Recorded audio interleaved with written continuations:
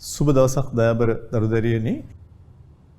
අදත් අපි සාර්වාර්ථික සමතුලිතයෙන් ඔබ මුණ ගැහෙන්නේ එහි අවසාන කොටස ඔබත් සමග සාකච්ඡා කිරීමේ බලාපොරොත්තු වෙමින්. ඔබ දන්නවා මේකේ 9ෙම තියෙන පරිදි තුලිත අයවැය ගුණකය. අයවැය කියද්දී ඔබ දන්නවා කොටස් දෙකක් තියෙනවා. අය රාජ්‍ය ආදායම, වැය රාජ්‍ය වියදම. අපි දැනට කතා කරන මාතෘකාවේදී රාජ්‍ය ආදායම වෙන්නේ බදු ටැක්ස්. රාජ්‍ය වියදම වෙන්නේ රජයේ පරිභෝජන වියදම. එතකොට මෙන්න මේ රාජ්‍ය ආදායමෙන් රාජ්‍ය වියදම අඩු කරාම තමා අයවැය ශේෂය එන්නේ. බජට් එකේ ශේෂය එන්නේ. එතකොට මා කිව්වා මේ අයවැයේ අතිරික්ත තියෙන්න පුළුවන්, හිඟ තියෙන්න පුළුවන්, එහෙම නැත්නම් තුලණය වෙන්නත් පුළුවන්. ඒතර අයවැයේදී රාජ්‍ය ආදායම 1000 නම් රාජ්‍ය වියදම 1200 නම් අයවැය හිඟයක්. රාජ්‍ය ආදායමට වඩා රාජ්‍ය වියදම අඩු වුණොත් අයවැයේ අතිරික්තයක්. රාජ්‍ය ආදායමයි රාජ්‍ය වියදමයි සමාන වුණොත් අයවැය තුලණය වෙනවා. ශේෂයේ බිඳුවයි. අද අපි කතා කරන්නේ මෙන්න මේ තුලිත අයවැය කියන කතාව. රාජ්‍ය ආදායමයි රාජ්‍ය වියදමයි සමාන වෙන తত্ত্বය. ඔය ගමම්ම තව දෙයක් මම ඔබට මතක් කරන්න කැමතියි. ගුණකය ගැන. මොකද්ද ගුණකයෙන් කියන්නේ? ගුණකයෙන් කියන්නේ කී ගුණයක්, කී වරක්, කී වතාවක් කියන අදහස. එතකොට ඇයි ගුණකයක් අපි ගණනය කරන්න ඔබට මතක ඇති. ගුණකය හොයන්නේ මොනවා හරි ස්වාධීන වියදමක යම් වෙනසක් වුණොත්. ස්වාධීන වියදම් ඔක්කොටම මං A0 දැම්මා. ස්වාධීන පරිභෝජනයේ A, ඊට අමතරව රජයේ වියදම් G, ආයෝජන I, මේ ඕන එකක්. අපනයන ඒව. එනම් මේ ස්වාධීන වියදමක යම් වෙනසක් වුණාම එමෙන් කී ගුණයක් ජාතික ආදායම් වෙනස් වෙනවාද කියන එක බලන්නයි අපි ගුණකය ගණන් බැලීම කරන්නේ. ඉතින් මම මෙතෙන්දී අයවැය ගැන කතා කරන හින්දා මේ ටැක්ස් වලට රාජ්‍ය වියදම් වලට අදාළ ගුණක දෙකක් පොඩ්ඩක් පැහැදිලි කරලා ඉන්නවා. ඒ තමයි ඔබ දන්නවා රාජ්‍ය වියදම් ගුණකය කියලා කියන්නේ KG. මේක හොයන්නේ G කියන්නේ ස්වාධීන වියදමක්. මොකද්ද ස්වාධීන වියදම් කියන්නේ? ආදායම අනුව වෙනස් නොවන ඒවා. ස්වායත්තයි. ආදායමෙන් පරිබාහිරයි. තමන්ම තීරණය වෙලා ආදායම අනුව වෙනස් වෙන්නේ නැතුව නොවෙනස්ව තියෙන එක. ඒ නිසා රාජ්‍ය වියදම් ගුණකය අපි ගත්තේ ස්වාධීන වියදම් ගුණකයමයි. රාජ්‍ය වියදම කියන්නේ ස්වාධීන වියදම. ඒ නිසා රාජ්‍ය වියදම් ගුණකය එක බෙදීම එක ඍණ B. එහෙම නැත්නම් එක ඍණ MPC. ඊළඟට බදු සම්බන්ධ ගුණකය වෙනස් වෙනවා. බදු ගුණකය ඔබ දන්නවා. බදුත් කතා කරන නිසා මම ගත්තේ. බදු ගුණකය එන්නේ ඍණ B එක ඍණ B. මේ B කියන්නේ MPC. මේක රාජ්‍ය වියදම් ගුණකය. මේ අපි ලිව්වේ බදු ගුණකය. ඍණ B එක ඍණ B. එතකොට ඔබට පේනවා ඇති මේ දෙකේ වෙනසක් තියෙනවා. ගුණකය කියන්නේ කී ගුණයක් කියන එකනේ. රාජ්‍ය වියදම් ගුණකය හරහා ජාතික ආදායමට වෙන බලපෑමයි බදු ගුණකය හරහා සමතුලිත ජාතික ආදායමට වෙන බලපෑමයි දෙආකාරයි. ඇයි එහෙම අපි කියන්නේ? එහෙම අපි කියන්න හේතුව තමයි මෙන්න මේ දේ. මෙතන කුටුම්බ ඉන්නවා. මෙතන ව්‍යාපාර ආයතන ඉන්නවා. කුටුම්බයන්ගෙන් සාධක අරගෙන ආදායම් ගලා එනවා කුටුම්බයන්ට. මේ අය නැවත වියදම් කරනවා. අපි දැන් කතා කරපු කොටස් දෙකෙන් එකක් රාජ්‍ය වියදම් G. අනිත් එක බදු tax. එතකොට බදු 100ක් වෙලා රාජ්‍ය වියදම් 100ක් වෙලා බදුත් 100ක් වුණොත් මා මුලින් කතා කරපු ආකාරයට අයවැය තුලනය වෙනවා. අයවැය තුලනය වෙන්න එපා. අයවැය හොයන්නේ රාජ්‍ය ආදායමෙන් අයවැය හොයන්නේ රාජ්‍ය ආදායමෙන් රාජ්‍ය වියදම් අඩු කරලා.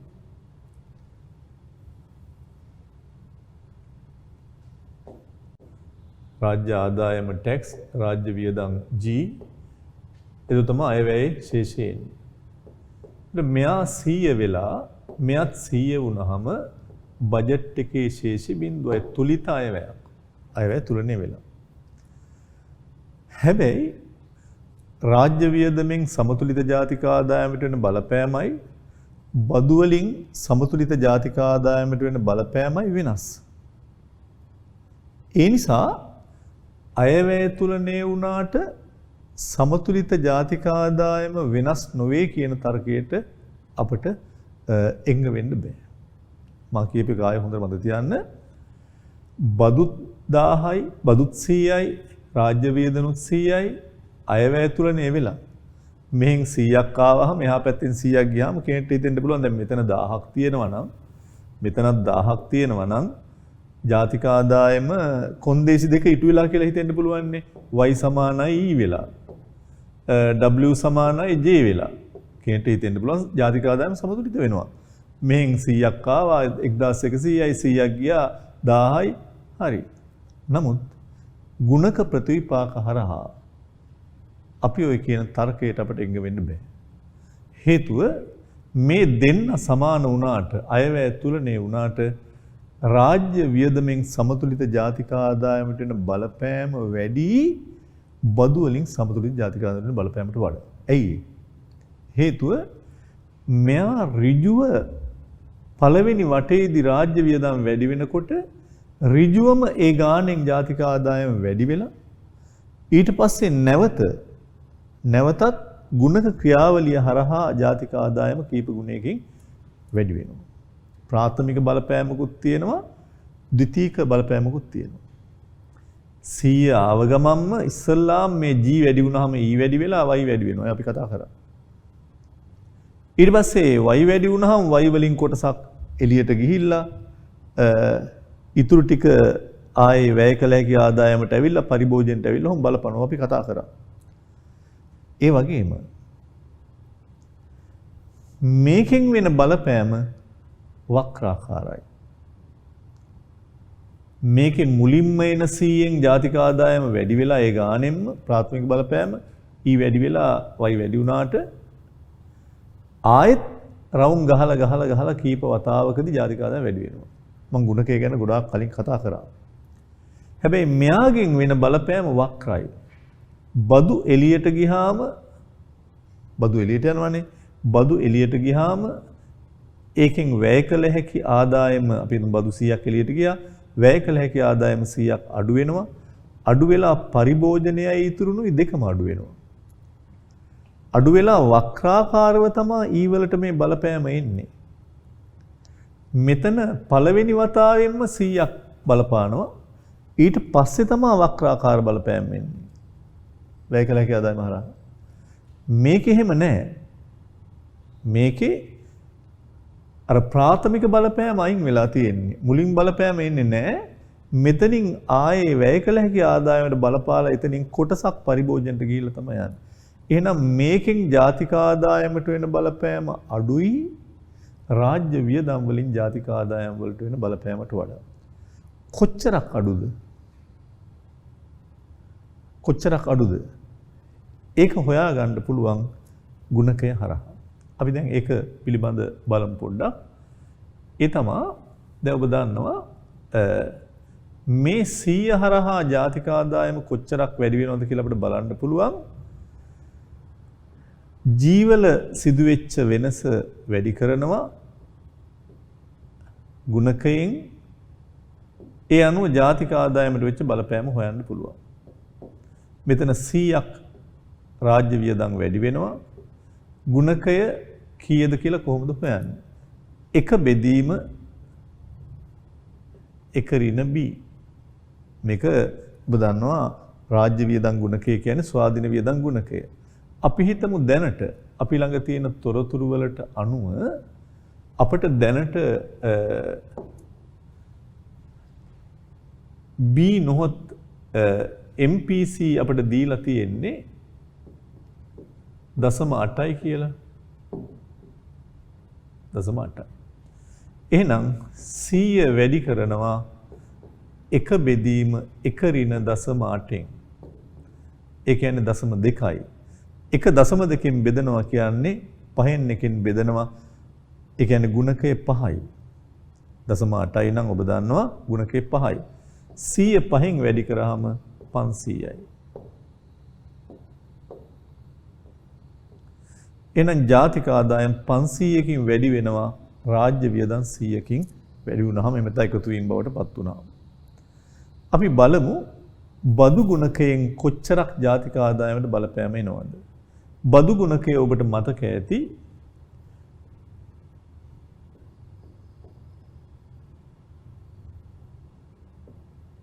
බදු ගුණකයේ එන්නේ ඍණ b එක ඍණ b. ඇයි ඒක ඍණ උනේ? ඍණ උනේ බදු හරහා නිතරම ජාතික ආදායම අඩු වෙනවා. ඒ බදු එළියට ගියාම වැය කළ හැකි ආදායම අඩු වෙලා සමහර වියදමට එන ඉල්ලුම අඩු වෙලා අඩු වෙනවා. ඒතර මෙතන ඍණ b එක ඍණ b. මේක තමයි බදු ගුණකය. තව දෙයක් මම කිව්වා. ඔබට මතකද බදු ගුණකය ආය හදන්න දෙයක් නැහැ. මේ රාජ්‍ය වියදම් ගුණකය 5යි නම් බදු ගුණකය එකකින් අඩු වෙනවා. බදු ගුණකය එකකින් අඩු වෙනවා. මේක 5 නම් මේක අනිවාර්යෙන් ඍණ 4 වෙන්න ඕනේ. ඉතින් ඔන්න ඔබට හොයන්න පුළුවන් ඍණ b කියලා කියන්නේ ඍණ 0.8යි. යට එක ඍණ 0.8යි. ඒ අනුව ඍණ 8 බෙදීම ඍණ 0.8 බෙදීම 0.2 කියන්නේ ගුණකය ඍණ 4යි. එහෙනම් මේ හරහා වෙච්ච බලපෑම ඩෙල්ටා ටැක්ස් වැඩි කිරීම බදු ගුණකය ඒ අනුව ජාතික ආදායම කොච්චර වෙනස් වුණාද කියලා බලන්න පුළුවන්.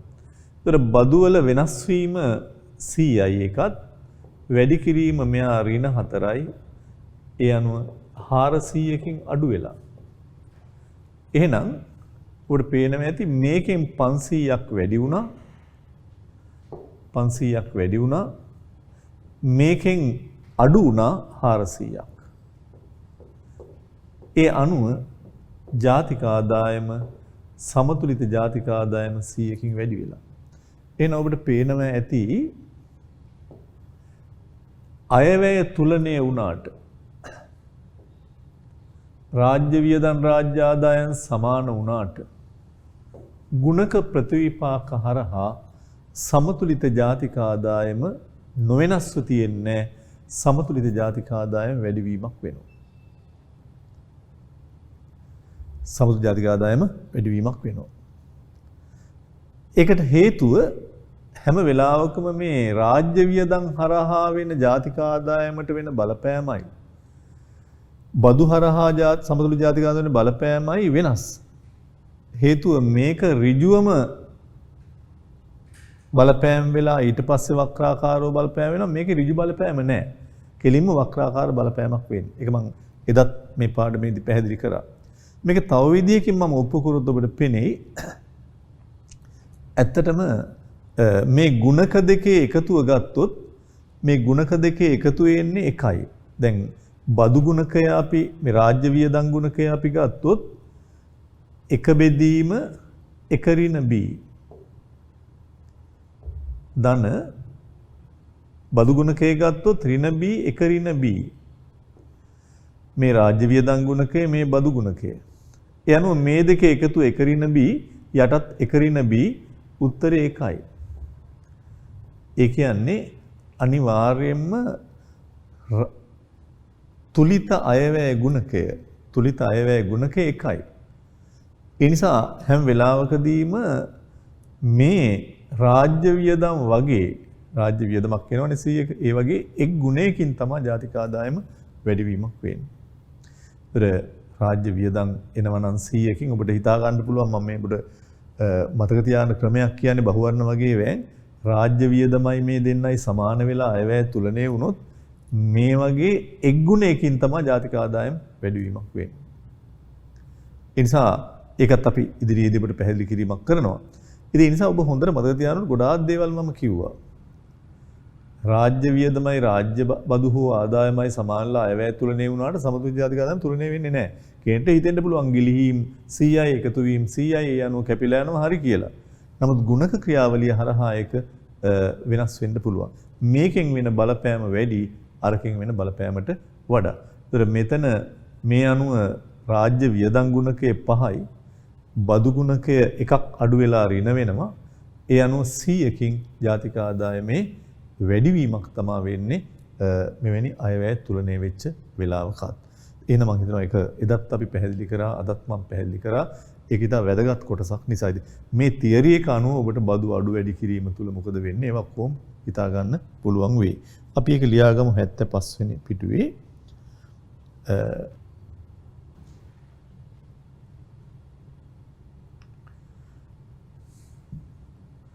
තුලිත අයවැය ගුණකය නිර්වචනේ අයවැය ලේඛනයේ තුලනේ වී ඇති විට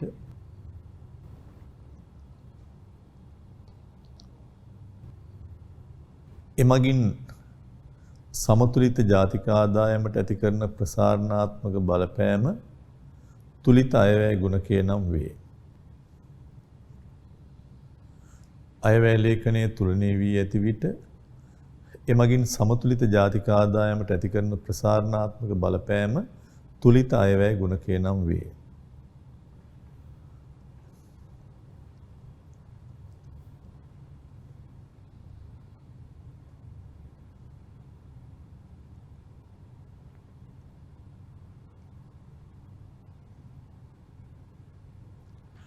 රජයේ මිලදී ගැනීම හා බදු අය කිරීම සමාන වන විට අයවැය ලේඛනයේ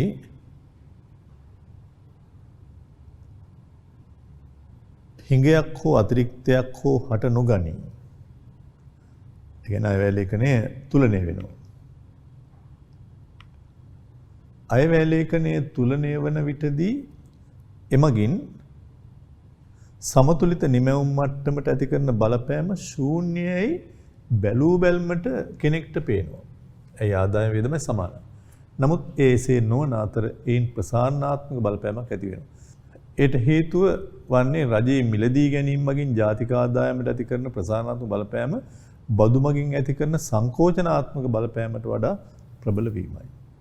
ඒතර එහෙම නැත්නම් මේ බදු වලින් වෙන බලපෑමයි රාජ්‍ය වියදමෙන් වෙන බලපෑමයි ඇත්තටම සමාන වුණොත් ජාතික ආදායමට වෙනසක් වෙන්නේ නැහැ.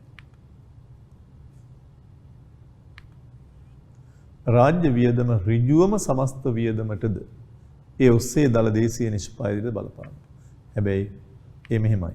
රාජ්‍ය වියදමෙන් ඉස්සල්ලාම වියදම් වැඩි වෙලා ඒ අනුව තමයි ජාතික ආදායම වැඩි වෙන්නේ. හැබැයි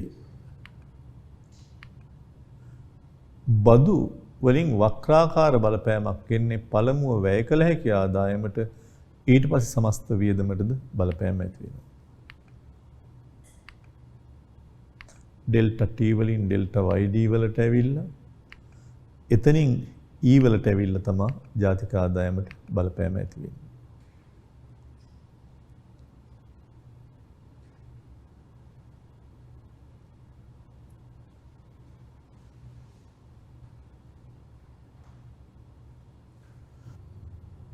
මදිනවා ඒක ඔබ ලියාගෙන ඇති. ඊට යට වාක්‍යයක් ලියා ගන්න තියෙනවා. මේ නිසා රාජ්‍ය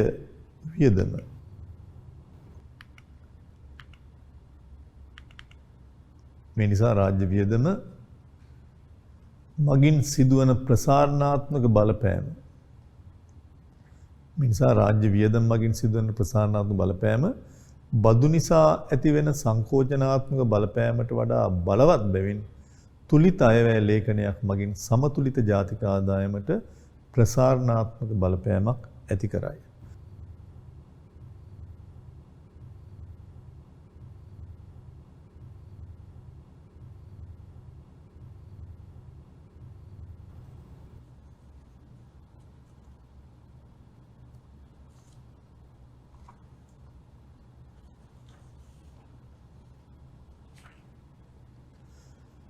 මේ නිසා රාජ්‍ය වියදම් මගින් සිදුවන ප්‍රසාරණාත්මක බලපෑම බදු නිසා ඇතිවන සංකෝචනාත්මක බලපෑමට වඩා බලවත් බැවින් තුලිත අයවැය ලේඛනයක් මගින් සමතුලිත ආදායමට ප්‍රසාරණාත්මක බලපෑමක් ඇති කරයි.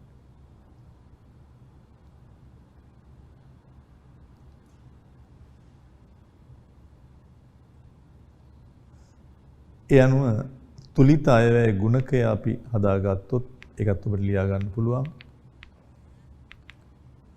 රාජ්‍ය වියදම් ගුණකයට අපි ගලපනවා බදු ගුණකය.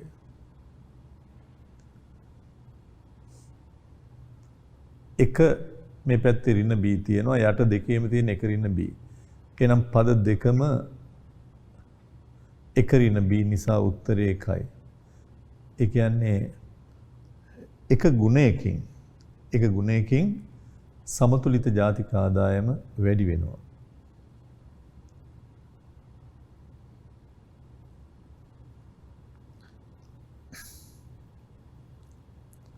kg එක ඍණ b එක බෙදීම එක ඍණ b kt ඍණ b එක ඍණ b.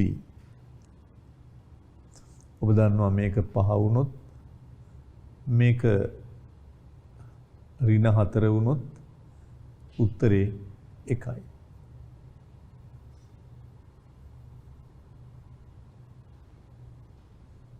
මේක 5 වුණොත් මේක ඍණ 4 වුණොත්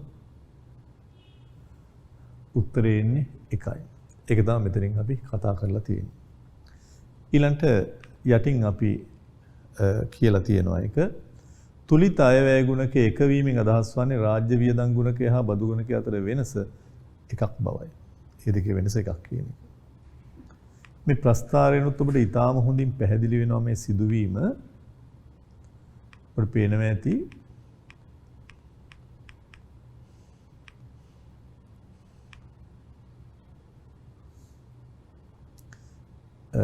ඔන්න බලන්න මෙතන තියෙනවා රාජ්‍ය වියදම්. ස්වාධීන වියදමක් නේ රාජ්‍ය වියදම. රාජ්‍ය වියදම් මෙතන ඉඳලා මෙතෙන්ට වැඩි වෙලා. රාජ්‍ය වියදම් වැඩි වෙලා. එතකොට මේ E තුල තමයි රාජ්‍ය වියදම් තියෙන්නේ. E කියන්නේ C ධන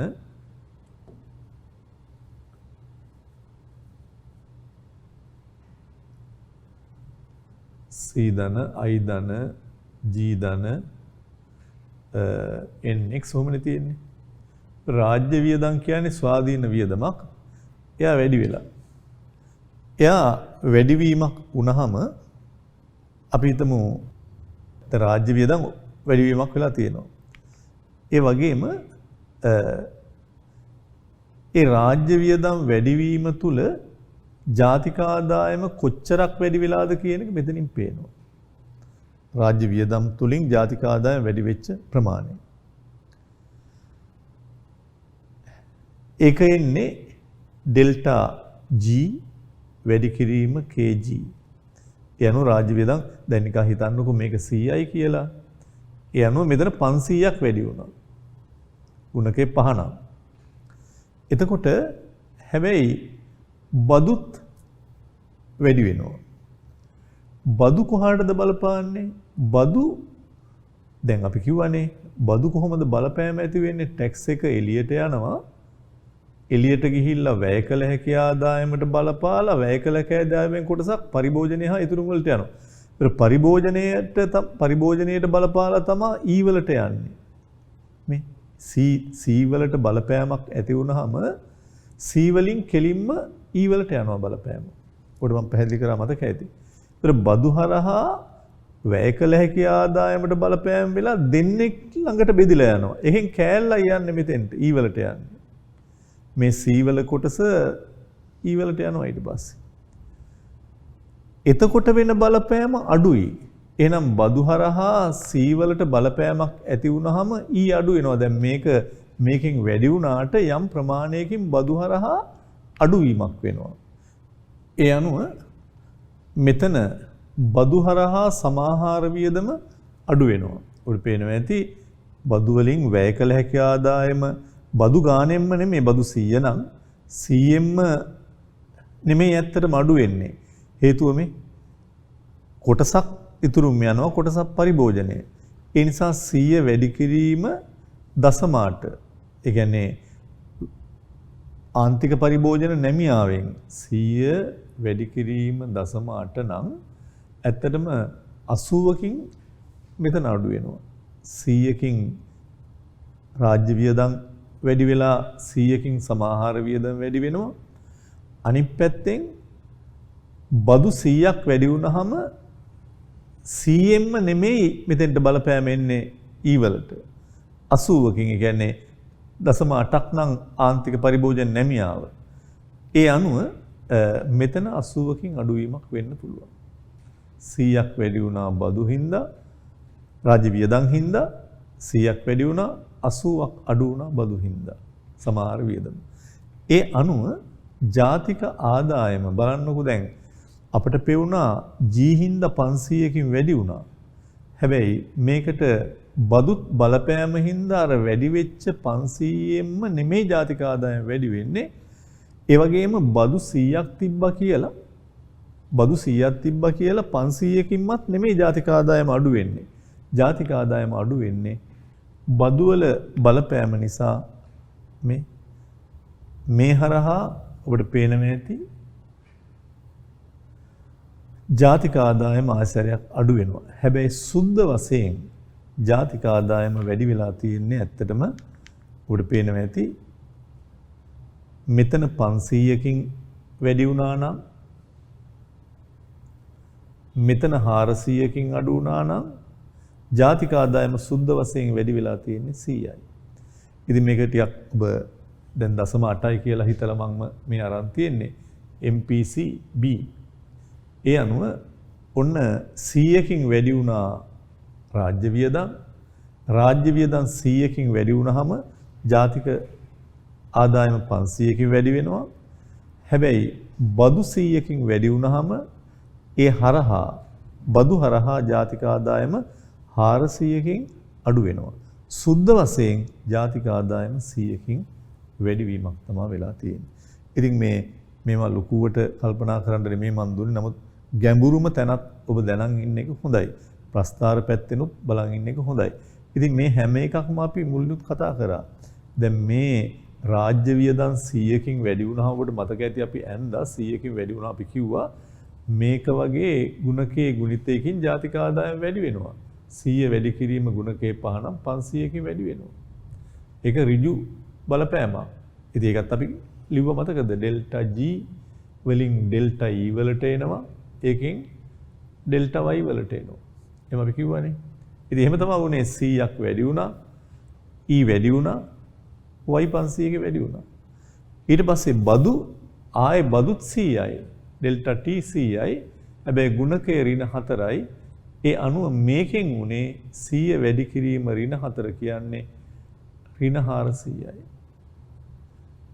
ඒකෙන්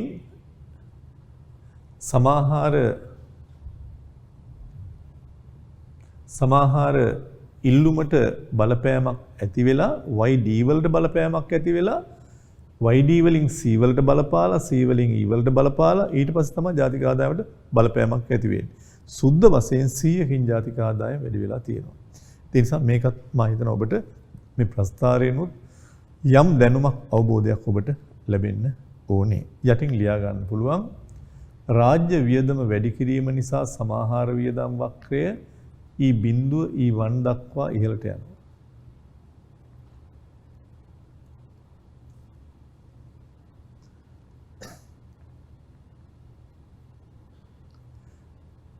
බදු වැඩි කිරීම නිසා සමාහාර වියදම් වක්‍රය E1 සිට E2 දක්වා පහළට විතැන් වෙනවා.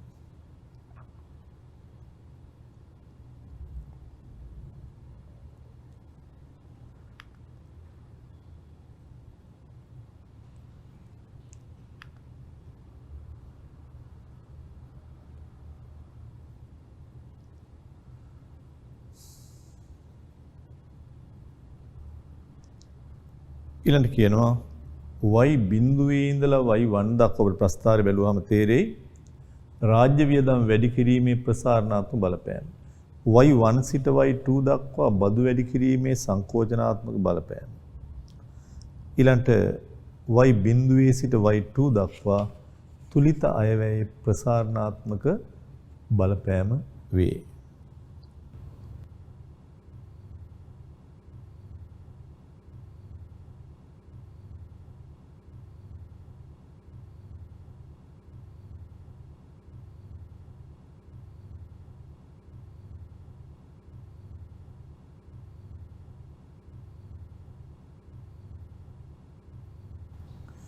ඊළඟ අපි අභ්‍යාස කීපයක් කරමු. එතකොට තවත් මේ පිළිබඳව ඔබට පුළුල් අවබෝධයක් ලැබෙයි. දැන් කොහොමදත් මෙම පාඩම ඔබට තනිකර ප්‍රශ්නයක් කියන එක නෙමෙයි. ජාතික ගිණුම්කරණයත් එක්ක එන කොටසයි මේ එන්නේ. හැබැයි මේ පාඩමෙන් ලැබෙන අවබෝධය ඔබට ගොඩාක් තැන් වලට වැදගත් වීමක් වෙනවා කියලා අපි කලිනුත් කතා කරා. ඒ එකම ඒ විතරක්මත් නෙමෙයි. සමහර විටක ඔබට බහුවර්ණ වැඩි ප්‍රශ්න සංඛ්‍යාවක් මේ කොටසෙන් එනවා. ඉතින් ඒවටත් ඔබ හොඳින් මුහුණ දෙන්න මේ කියන දැනුම ඔබට තියෙන්න ඕනේ. ඒතර මේ පාඩම් ඔබ සමහරට පාසලේදී මේ කාලේ ඉගෙන ගන්නවා වෙන්න පුළුවන් ඔන්ලයින් හරහා. නමුත් මේකේ ගැඹුර හරි තැන ඔබට මේ අපේ පන්තිය තුලින් දැනුවත් වෙනවා නම් ඒක තමයි වැදගත් වීමක් වෙන්නේ. අපි බලමු මේ අභ්‍යාසය රාජ්‍යාංශයේ සහිත එක්තරා සංවෘතාර්ථකය ගැන විවෘත නැහැ, විදේශ වෙනදාමක් නැහැ.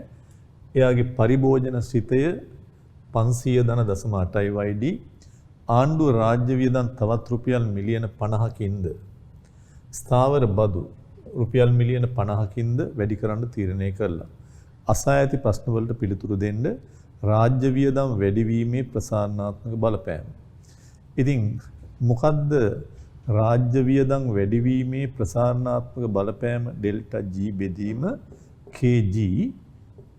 එතකොට තමයි එන්නේ ප්‍රසාරණාත්මක බලපෑම කොච්චරක් ජාතික ආදායමට බලපෑමක් ඇති වෙනවද කියන එක.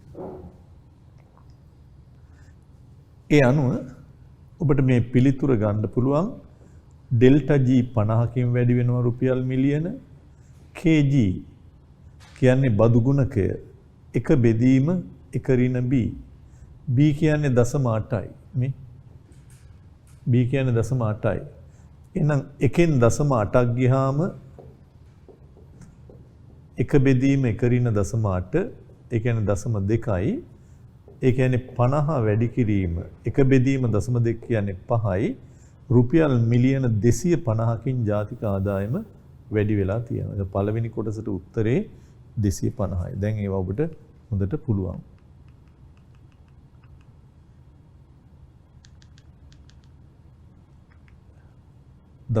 එකෙන් 0.8ක් ගියාම 0.2යි. එක 0.2කින් බෙදුවාම 5යි. රුපියල් මිලියන 250කින් ජාතික ආදායම් ප්‍රසාරණය වෙනවා. ඊළඟ කොටසට අපි එනවා. ඊළඟට අහනවා ස්ථාවර බදු ඉහළ යාමේ සංකෝචනාත්මක බලපෑම. බදු ගුණකේ ඍණයි කියලා අපි දන්නවානේ.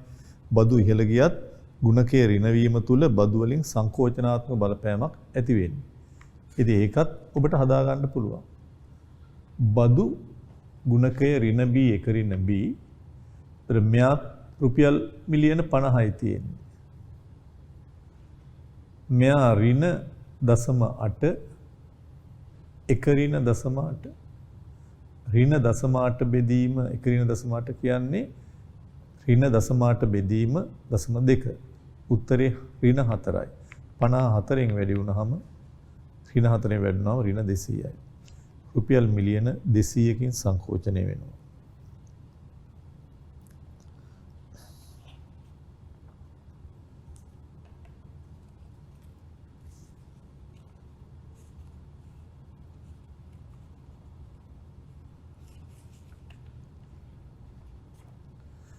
එහා පැත්තේ අහනවා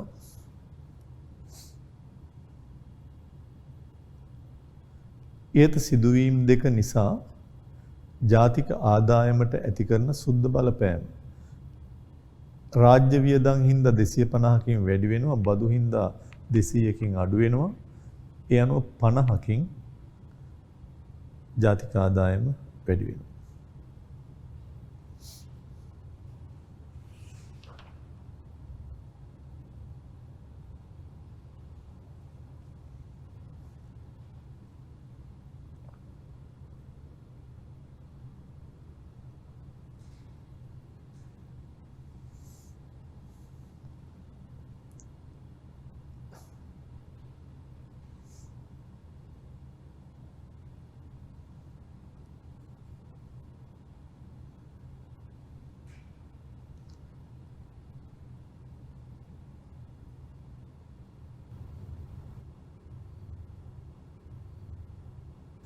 යටින් ලියන්න පුළුවන් රාජ්‍ය වියදම් ගුණකය ස්වාධීන බදු ගුණකයට වඩා විශාල වීමෙන්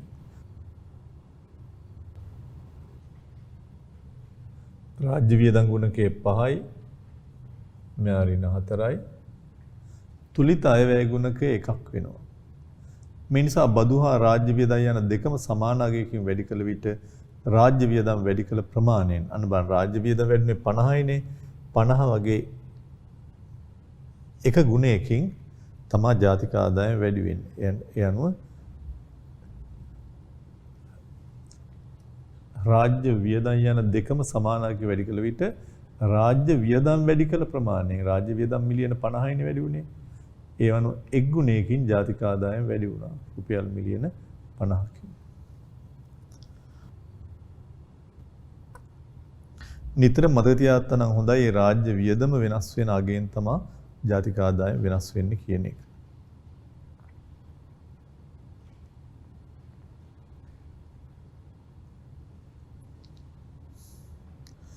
ඊළඟ අභ්‍යාසයට අපි එනවා.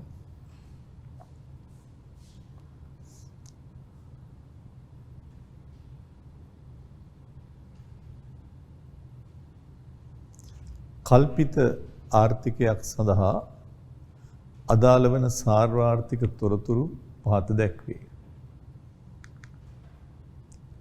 ඔක්කොම බිලියන වලින් තියෙන්නේ.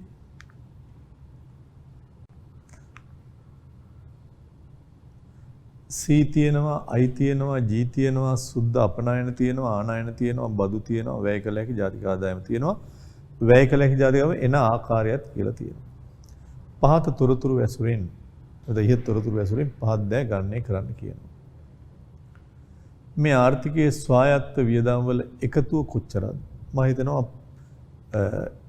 ඉස්සල්ලාම වතාවට තමයි මේ ප්‍රශ්න විභාගෙදී ඔබෙන් ඇහුවේ ස්වාධීන වියදම් වල එකතුව. දැන්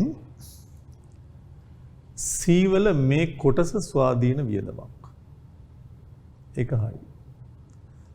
I කොහොමටත් ස්වාධීන වියදමක්. G ස්වාධීන වියදමක්. සුද්ධ අපනයන ස්වාධීන වියදමක්. ආනයන ගත යුතු නැහැ. මේකට ආනයන ගැළපීලානේ තියෙන්නේ X නේ M නේ සුද්ධ අපනයන කියන්නේ. T වලින් එන්නේ කොහොමද දැන් ස්වාධීන වියදමට වෙන බලපෑම එන්නේ? දැන් ඔබ දන්නවා ස්වායක්ත වියදම් කියන්නේ ආදායම අනුව වෙනස් නොවන ඒවා. තමන්ම තීරණය වෙලා නොවෙනස්ව තියෙන එක. T වලිනුත් යම් බලපෑමක් එනවා කොහාටද? T වලින් බලපෑම එනවා මෙන්න මේ C වලට. ඔබ දන්නවනේ වැය කළ හැකි ආදායමට එන බලපෑමෙන් කොටසක් C වලට කොටසක් S වලට. එහෙනම් බදු හරහා මේ වැය කළ හැකි ආදායමට බලපෑම ඇවිල්ලා තමයි එන්නේ. එහෙනම් මෙයා ස්වායත්ත වියදමක් ස්වාධීන වියදමක්. මෙයත් ස්වායත්ත වියදමක්, මෙයත් ස්වායත්තයි, මෙයත් ස්වායත්තයි. හැබැයි විභාගෙදී මේ කොටස දුන්නේ නැහැ තාම ඉදිරියේ එන්න පුළුවන්. විභාගෙදී මේක තාම දුන්නේ නැහැ මේ බදු. මේ ටික විතරක් දීලා එකතු කරන්නයි අපිට තිබුණේ. නමුත් මේ කෑල්ලක් දුන්නොත් ඔබ මොකද කරන්නේ? බදු වෙනස් වුණාම එකෙන් සමාහාර වියදමට වෙන බලපෑම එන්නේ මේක මෙන්න මේ B වලින් ගුණ කරාම.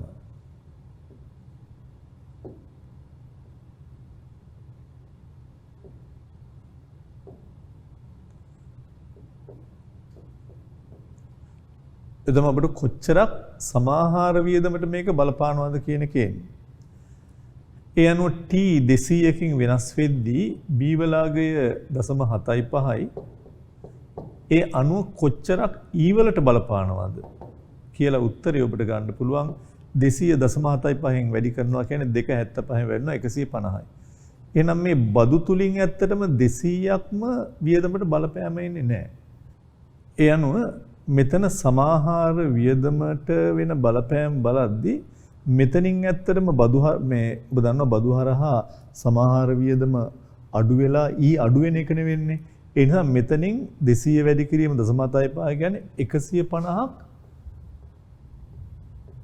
සමාහාර වියදම අඩු වෙනවා. බදු ගියාම ඇත්තටම වියදම් කරන දේ සල්ලි අඩු වෙනවනේ. වලින් 150ක් අඩු වෙනවා. එතකොට කොච්චරක්ද ස්වාධීන වියදම් වල එකතුව කියලා බලද්දී දැනට මෙතන 500යි 250යි 750යි 750යි 300යි කියන්නේ 1050යි 1050යි මෙතන ඍණ 150ක් තියෙනවා මෙතනත් ඍණ 150ක් තියෙනවා 300ක් එන 1050න් 300ක් කියන්නේ 750යි. ඒ අනුව රුපියල් බිලියන 750කින් 750ක් තමයි ස්වාධීන වියදම් වල එකතුව. මම ආයෙ කිව්වොත් මෙතන 500යි මෙතන 250යි මෙතන 300යි මේකේ ඍණ 150යි මෙතන ඍණ 150යි කිව්වම 750ක් එනවා. ඔහොම නැතුව ඒ උත්තරේ තවත් විදිහින් ගන්න පුළුවන්. කෙලින්ම මේ C කියන එක ඔබට y වලින් තියලත් ගන්න පුළුවන් ඕනනම්. ඒ මෙහෙම. C සමානයි 500 ධන දශම 7.5යි YD කියලා කියන්නේ y ඍණ t නේ. ඔකින් ගලපලා ගත්තොත් ඔබට පෙනෙයි C සමානයි 500 ධන දශම 7.5යි y ඍණ t. t අපි ළඟ තියෙනවා 200ක්. ඔහොම ගලපලා ගත්තොත් ඔබට පිළිතුර ගන්න හැකියාවක් තියෙනවා. දශම 7.5යි y ඍණ 150. C සමානයි 500 ධන දශම 7.5යි y ඍණ 2 වැඩි කිරීම 75 කියන්නේ 150යි. 500 150ක් ගියාම 350යි. එතකොට කෙලින්ම C වලගේ එනවා 350 ධන දශම 7.5යි y.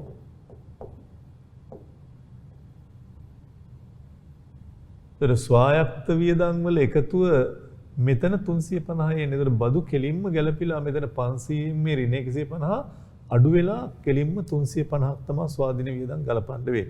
ඒ කොයි ක්‍රමයකට ගත්තත් කමක් නැහැ. එක්ක මෙයාට ටැක්ස් එක ගලපලා කෙලින්ම මෙතන ස්වාධීන වියදම් බලන්න පුළුවන්. එහෙම නැත්නම් ඔබට පුළුවන් ටැක්ස් වලින් සමාහාර වියදමට වෙන බලපෑම ගලපලා එකතු කරන්න පුළුවන්. මා කියපු ක්‍රම දෙකම ඔබට පැහැදිලි ඇති. ස්වාධීන පරිභෝජනය 500ම අරගෙන පස්සේ බදු වලින් මෙයාට වෙන බලපෑම අරගෙන ගන්නත් පුළුවන්. එහෙම නැත්නම් කෙලින්ම YD වලට ගලපන්න පුළුවන් y ඍණ t කියලා ගලපලා C 350 ගන්න පුළුවන්. එතකොට මේ 150ත් ගැලපිලා ඇවිල්ලා තියෙන්නේ. ඒක නිකන් ඉතින් ඔබ ගෙදර ඉන්න ගමන් පොඩ්ඩක් හදලා බැලුවහම මේවා තේරෙනවා. තාම මේකේ එක කොටසක් ආවම බදු ගැලපිල්ල ආවේ නැහැ විභාගෙදී.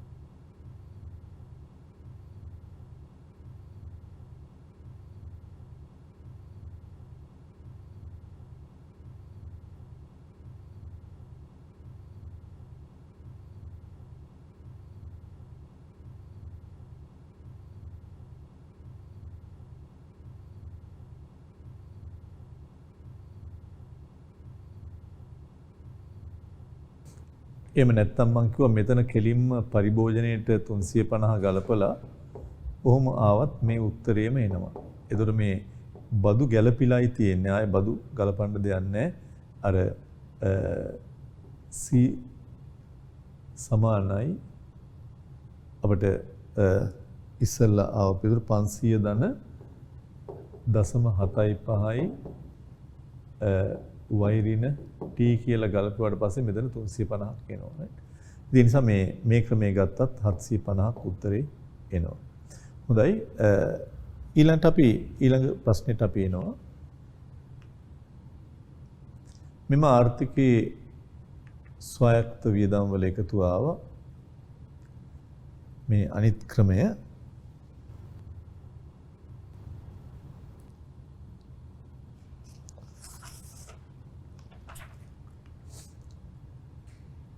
සමාහාර වියදම් සිතය හා කාන්දු වීම සිතේ දක්වන්න. සමාහාර වියදම් සිතේ කියන්නේ ඊනේ. ඊ හැදෙන්නේ C ධන, I ධන, G ධන, NX නේ. කාන්දු වීම කියන්නේ W නේ. W වෙන්නේ S ධන, NT ධන, M නේ. එතකොට මේකේ ඊ සිතය අපි ගන්නකොට C වල අගේ තියෙනවා 500 ධන 0.75යි YD.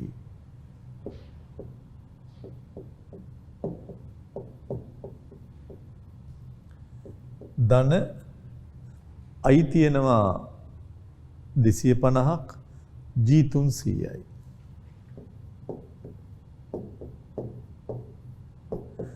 I 250යි G 300යි. බදු තියෙනවා ඍණ සුද්ධ අපනයන තියෙනවා ඍණ 150ක්. 500 ධන 0.75යි YD මෙතන 250 තියෙන්නේ. G 300යි සුද්ධ අපනයන තියෙනවා ඍණ 150. ඒ අනුව E සමානයි 500යි 250යි කියන්නේ 750යි 750යි 300යි කියන්නේ ඔබ දැක්කා 1050යි. එකෙන් 150ක් අඩු වෙන්න ඕනේ. 150ක් අඩු වුණාම පිළිතුර එනවා 900ක්. 900 ධන 0.75යි. අපිට YD කියලා තියන්නත් පුළුවන් ඕනනම් මේක y වලින් තියන්නත් පුළුවන් y ඍණ t කියලා. E සමානයි 900 ධන 0.75යි y ඍණ t. ඒ අනුව E සමානයි 900 මේ YD වෙනුවට මම y ඍණ t දැම්මා. ධන 0.75යි y ඍණ 150යි. 0.75ට මේ බිංදු දෙක ඉවත් කරාම දෙවරක් 75 150යි. E සමානයි 750 ධන 0.75යි y. ඇත්තට මේ 750 තමයි ස්වාධීන වියදම් ටික. මේ 750 තමයි ස්වාධීන වියදම් කොටස. ඊළඟට W සමානයි S ධන NT ධන M. එතන T ධන M. W වල අගය ගත්තොත් අපි S කියන්නේ මේ C වල අනිත් පැත්ත ධන 500 ඍණ 500 වෙනවා. එකෙන් 0.75ක් අඩු කරාම 0.25යි YD වෙනවා. ඒ අනුව සුද්ධ බදුනේ අපිට දීලා තියෙන්නේ 200ක් වෙනවා.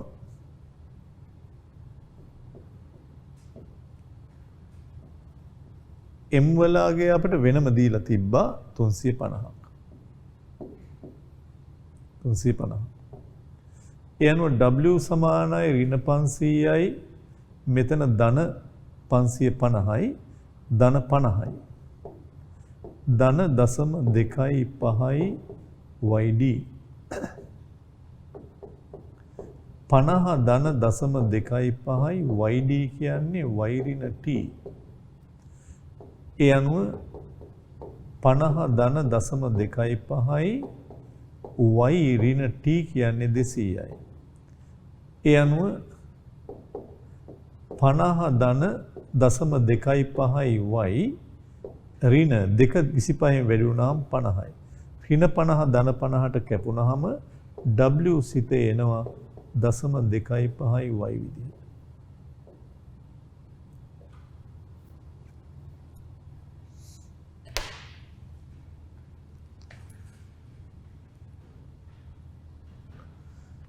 ඔඩමායක පෙන්වන්නම් මුල් කොටසට එන්නේ සමාහාර වියදම් සිතේ 750 ධන 0.75යි y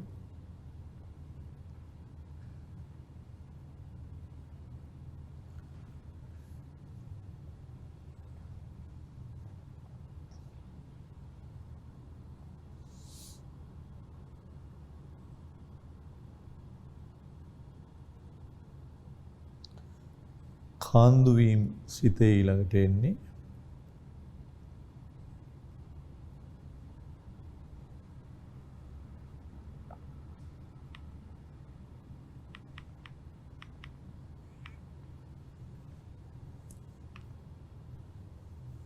කාන්දු වීම සිතේ 0.25යි.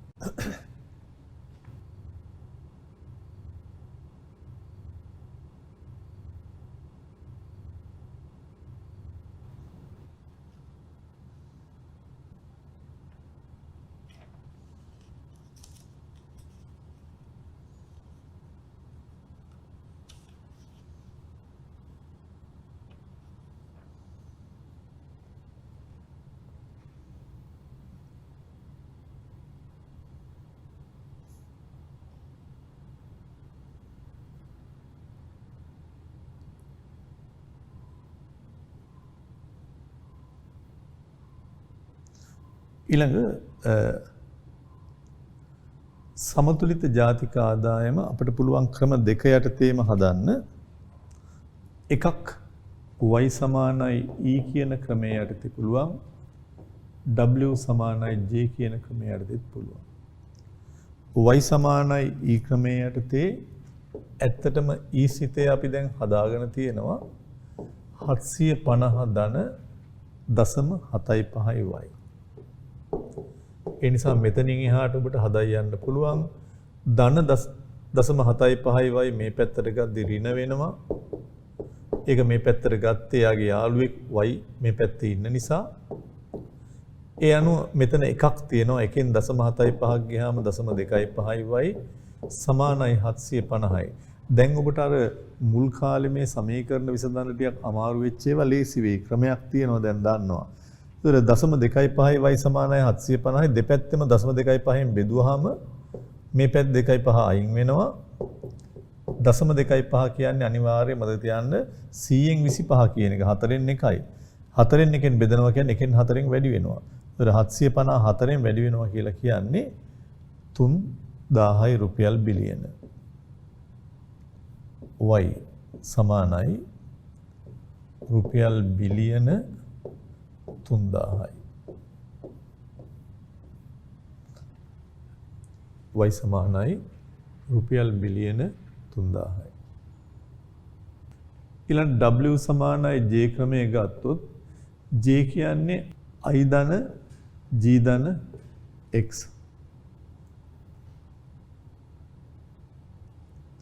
w සිතේ අපි ළඟ තියෙනවා 0.25යි y. iත් අපි ළඟ තියෙනවා 250යි. g 300යි. x වෙනම දීලා නැහැ ඒක හොයා ගන්න පුළුවන්. nx තියෙනවා සමානයි x ඍණ m. ඒතර nx අපිට දීලා තියෙනවා ඍණ 150ක්. m දීලා තියෙනවා 350ක්. එන x හොයා ගන්නයි තියෙන්නේ අපිට. මෙයා ඍණ 150යි m 350යි. එහෙනම් යමකින් 350 කඩු කරාම ඍණ වෙන්නම් මෙතන 200ක් තියෙනවා. ඒ නිසා x වලගේ 200යි. ඒ අනුව 750යි මේ පැත්තේ තියෙන්නේ. 0.25යි y සමානයි 750යි කියන පිළිතුරම තමයි එන්නේ. ඉතින් ආයසරයක් සුළු කරන්න දෙයක් නැහැ y සමානයි හොයන්න දෙපැත්තම 0.25න් බෙදුවොත් උත්තරේ මේනවා රුපියල් බිලියන 3000.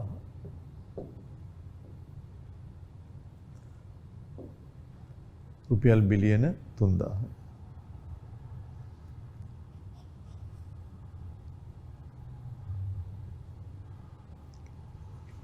මම හිතනවා ඒකත් ඔබ හදා ගන්න ඇති කියලා. රුපියල් බිලියන 3000යි මොන ක්‍රමයට ඔබ මේක සකස් කිරීමක් කරාද?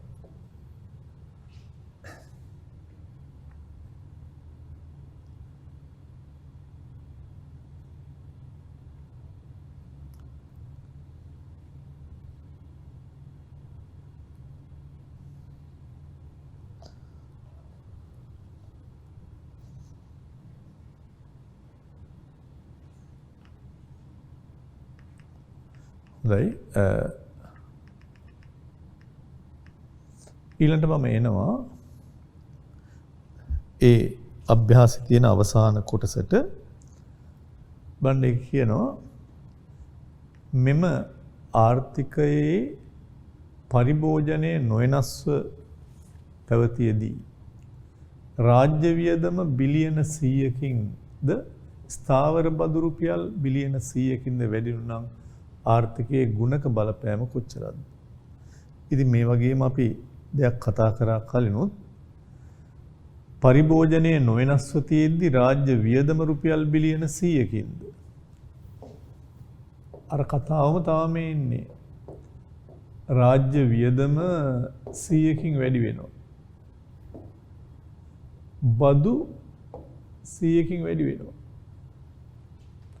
රාජ්‍ය වියදම 100කින් වැඩි වෙනවා.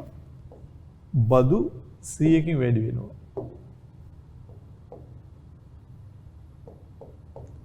ඔබෙන් අහනවා ගුණක බලපෑම කොච්චරක්ද කියලා. ආර්ථිකයේ ගුණක බලපෑම. කියන්නේ ගුණක හරහා මොන වගේ බලපෑමක්ද ඇති උනේ කියන එක. එතකොට අපි ගත්තොත් රාජ්‍ය වියදම වෙනස් වීම තුල කොච්චරක් ජාතික ආදායම වෙනස් වෙනවද කියලා බලන්න නම් රාජ්‍ය වියදම් ගුණකයෙන් වැඩි කරන්න වෙනවා මේ ජීවල වෙච්ච බලපෑම. 100 වැඩි කිරීම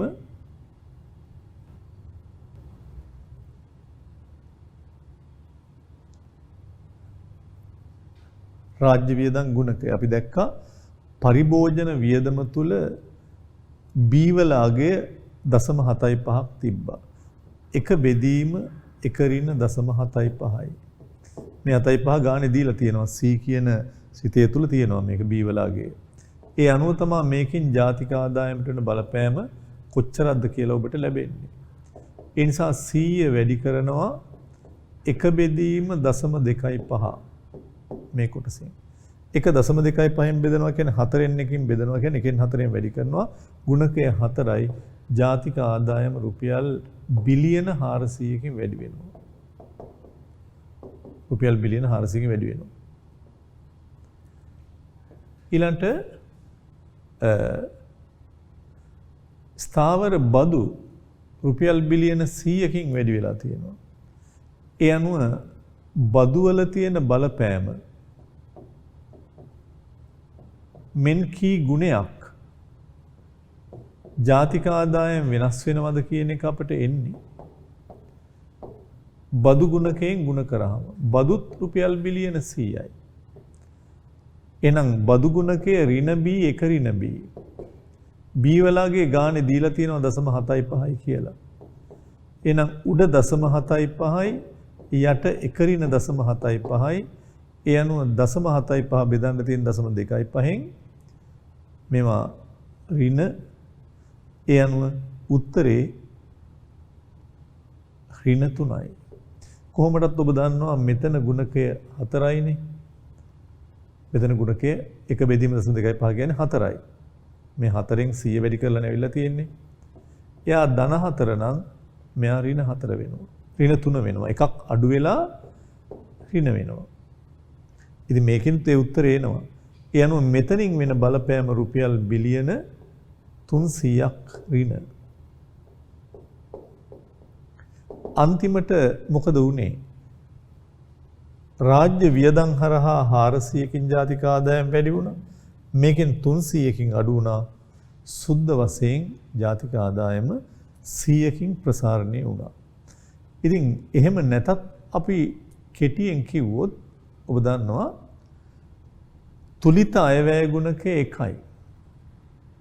තුලිත අයවැය ගුණකය 1යි. තුලිත අයවැය ගුණකය 1යිනේ හැම වෙලාවකම. අපි ඒක ආව හැටිත් කිව්වා. ඒක වගේ රාජ්‍ය වියදම් ප්‍රමාණයක් රාජ්‍ය වියදම් බිලියන 100යි. ඒ අනුව 100කින් ජාතික ආදායම වැඩි වෙනවා කියලා එහෙම බලන්නත් පුළුවන් අපිට. ඒ නිසා කොහොමදත් ඔබ දන්නවා තුලිත අයවැය ගුණකය වෙන්නේ මේ දෙක සමාන වුණත් තුලිත අයවැය ගුණකය එකක් වෙනවා හේතුව රාජ්‍ය වියදමේ බලපෑම එක් ගුණයකින් වැඩි නිසා. ඉතින් ඒ නිසා 100කින් ජාතික ආදායම වැඩිවීමක් වෙනවා. ඒක හදා ගන්න පුළුවන් ඔබට. මුලින්ම රාජ්‍ය වියදමෙන් එන බලපෑම එනවා. රුපියල් බිලියන 400යි.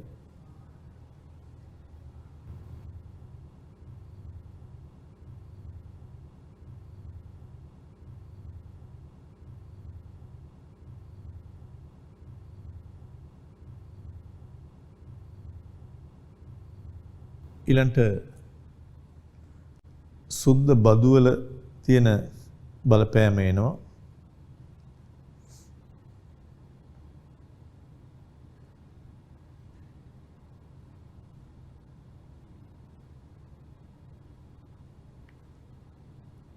එතන යටිල් යන ජාතික ආදායම රුපියල් බිලියන 400කින් ප්‍රසාරණය වෙනවා ඒ රාජ්‍ය වියදමෙන්. ඊළඟට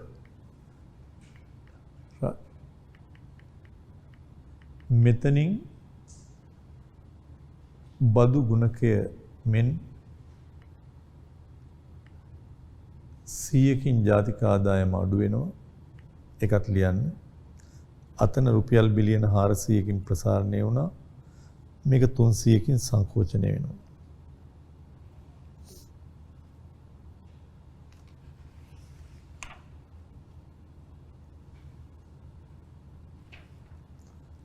අවසාන ප්‍රතිවිපාකය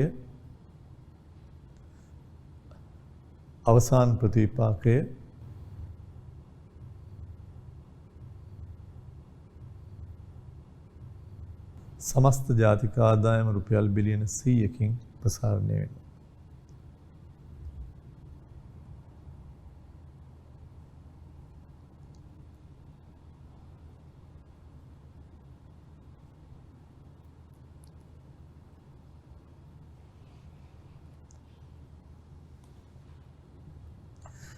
හොඳයි.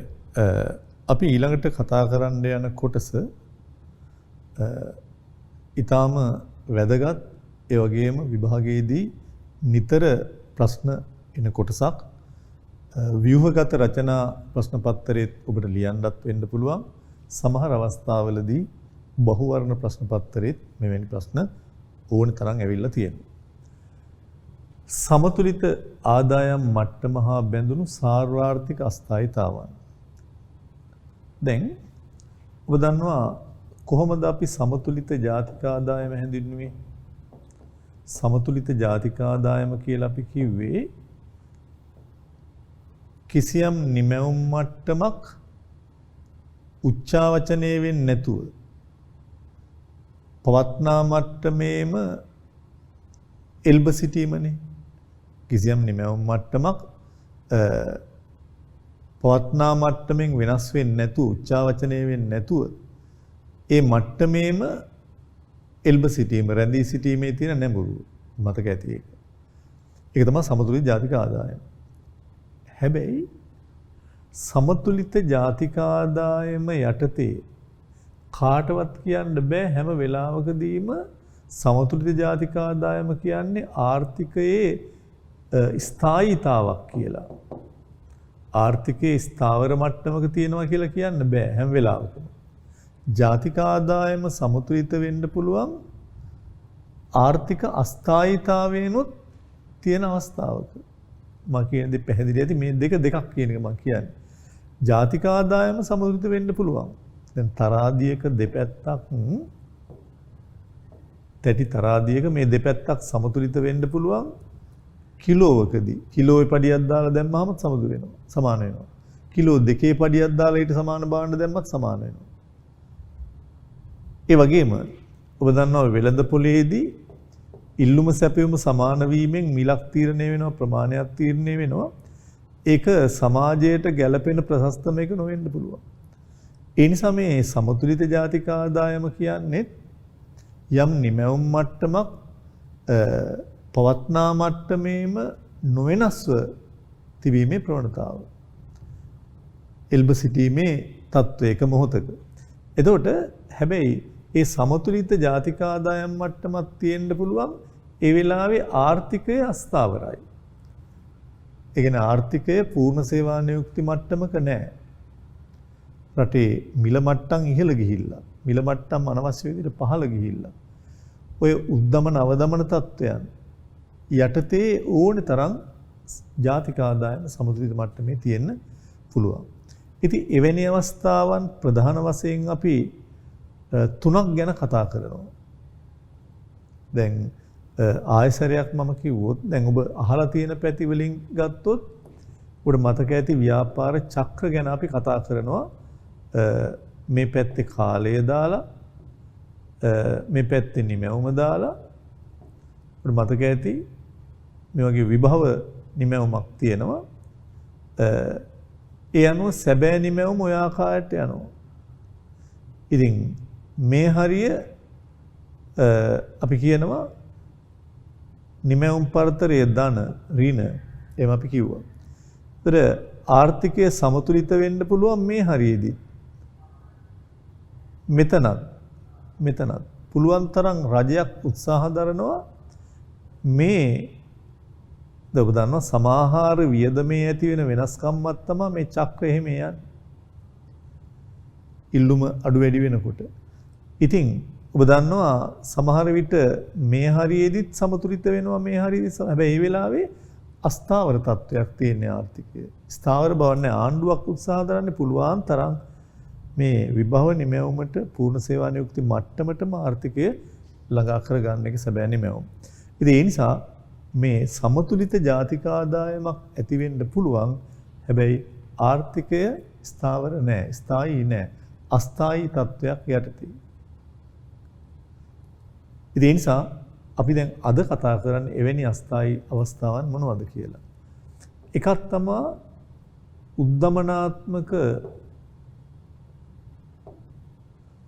උද්දමනාත්මක පරතරයක් සහිතව සමතුලිත වෙන්න පුළුවන්. අවදමනාත්මක පරතරයක් සහිතව සමතුලිත වෙන්න පුළුවන්. ඒ වගේම ප්‍රතිගමනාත්මක නිමැවුම් පරතරයක් සමග සමතුලිත වෙන්න පුළුවන්. ඉතින් මේ දෙකම අපි එක තත්වයේදී පෙන්වන හින්දා අපි කොටස් දෙකක් යටතේ ඕක එක දක්වලා තියෙනවා. එනවා මේ සටහන බලන්න. සමතුලිත ජාතික ආදායම් මට්ටමක් යන්නෙන් අදහස් වන්නේ ආදායම් මට්ටම පවත්නා මට්ටමින් වෙනස් වීමට ප්‍රවණතාවක් නොදක්වා පවතින මට්ටමේම රැඳී සිටීමට නැඹුරු වී ඇති බව. ඒක අපි කලින් සරහනේ කියලා තියෙනවා. එහෙත් සමතුලිත ජාතික ආදායම් මට්ටමක් අවශ්‍යයෙන්ම සාර්වාර්ථික ස්ථායීතාවක් පිළිමු කරන්නේ නැහැ. සමතුලිත ආදායම් මට්ටම යටතේ උවද ආර්ථිකයේ අස්ථායී ලක්ෂණ තියෙන්න පුළුවන්. සමතුලිත වෙලා හැබැයි ආර්ථිකය අස්ථාවරයි. පූර්ණ සේවා නියුක්ති මට්ටමේ නැහැ. එතකොට එවැනි අවස්ථා තුනක් අඳුරා ගැනීම කරනවා අපි. ඒකෙන් දෙකක් අපි වෙනම සඳහන් කරලා තියෙනවා. උද්දමනාත්මක පරතරයක් සහිතව ඒක ලියා ගන්න ඕනේ. සමතුලිතතාවයේ පැවතීම ඊළඟ කාරණේ අවදමනාත්මක සහ ප්‍රතිගමනාත්මක පරතරයක් සහිතව සමතුලිතතාවයේ පැවතීම. මේ දෙක අපි එකම ප්‍රස්තාරයේ පැහැදිලි කරලා තියෙනවා.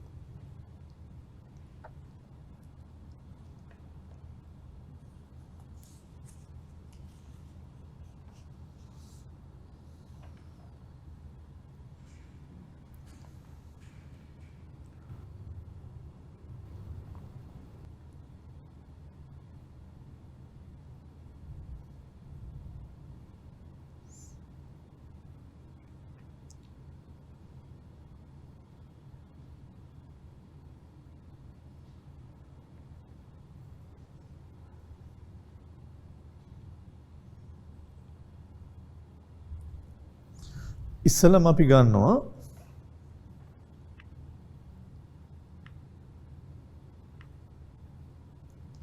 උද්දමනාත්මක පරතරයක් සහිතව සමතුලිතතාවයේ පැවතීම.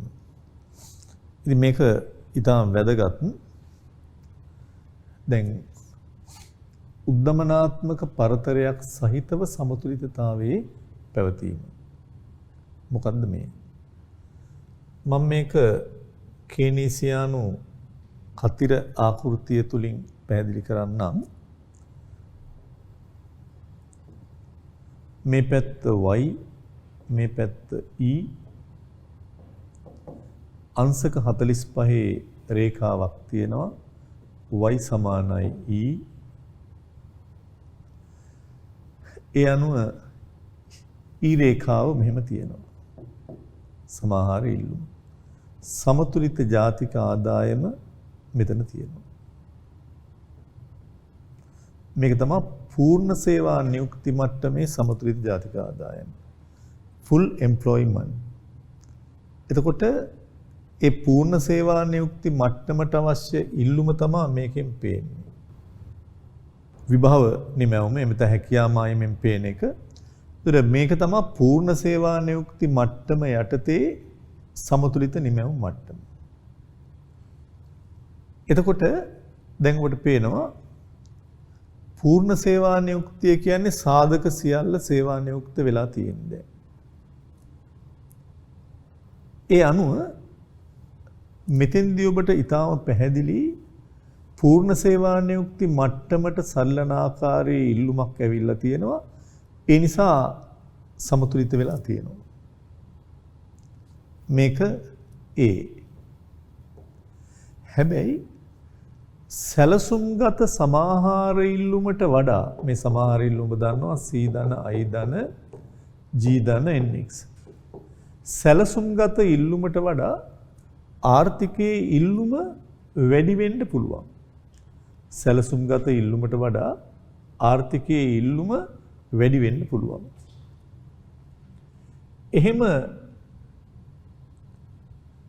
වැඩිවීම තුල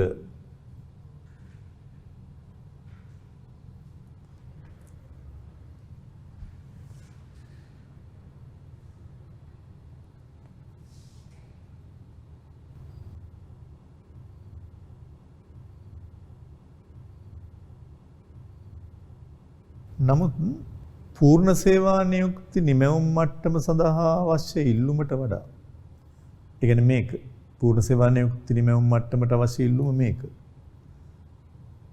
ඊට වඩා සැලසුම්ගත සමාහාර ඉල්ලුම වැඩිවීමක් වෙන්න පුළුවන්. ඒ මෙහෙම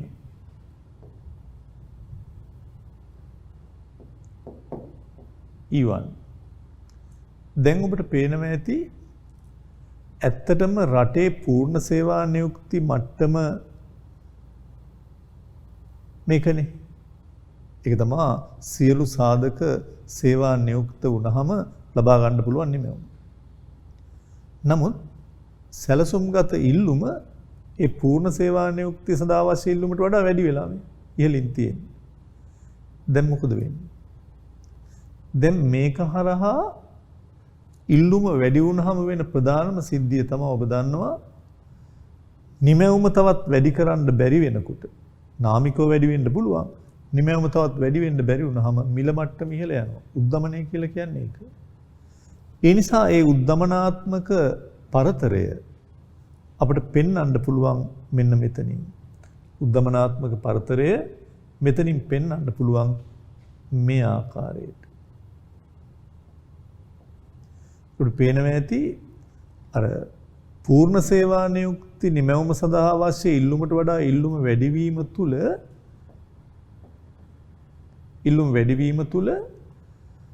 හැම වෙලාවකදීම නිමැවුම වැඩි කරගන්න බෑ. හැබැයි නිමැවුම පසුපස ගොඩක් ලොකු ඉල්ලුමක් ඇදුනහම උද්දමනයක් මිල මට්ටමේ ඉහළ යාමක් ඇතිවීමක් වෙන්න පුළුවන්. එහෙනම් මෙන්න මේ කොටස තමයි අපි උද්දමනාත්මක පරතරය කියලා ගන්න. එතකොට ඒකේ මේ පැත්තෙන් පෙන්නනවා නම් මේ පැත්ත ඊනේ ඒක උද්දමනාත්මක ඇත්තටම වියදම් පරතරය විදිහට අපි ගන්නෙ.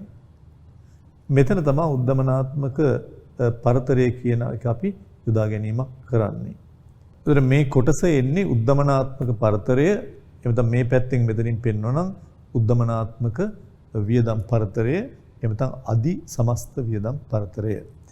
මෙතනිනුත් ඔබට ඒකම නෙමෙයි මේ පෙන්වන්නේ. මෙතනින් ඔබ ගත්තොත් මෙතන ඔබ කියනවා නම් මේකට උද්දමනාත්මක පරතරය කියලා නෙමෙයි කියන්නේ.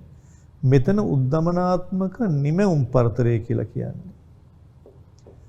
මේ තමයි උද්දමනාත්මක ඒක හොඳට මතක තියාගන්න ඕනේ. මේක උද්දමනාත්මක පරතරය, මෙතන උද්දමනාත්මක වියදම් පරතරය, අදි සමස්ත වියදම් පරතරය. හැබැයි මේ කොටස ගත්තොත් මේක උද්දමනාත්මක නිමැවුම් පරතරයක් විදිහටයි අපි ගන්නෙ. එතකොට දැන් ඔබ දන්නවා දැන් ඔබ මයින් අහන්න පුළුවන් පූර්ණ සේවා නියුක්ති නිමැවුමට ආවට පස්සේ තවත් නිමැවුම වැඩි වෙනවද කියලා. ඒක නාමික වශයෙන් තමයි අපිට පෙන්වන්න පුළුවන් වෙන්නේ.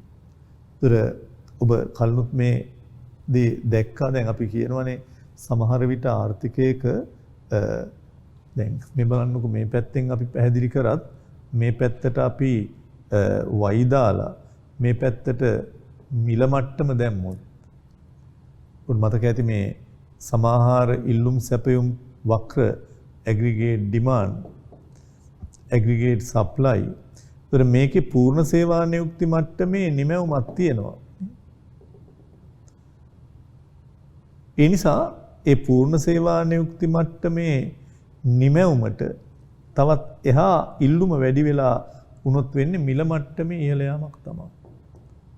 මිල මට්ටම තමයි ඉහළ යන්නේ. ඉතින් මේ ප්‍රස්තාවනුත් මේක පැහැදිලි කරන්න පුළුවන් ඕනනම් ඒ නිසා මේක තමයි පූර්ණ සේවා නියුක්ති නිමැවුම් මට්ටම.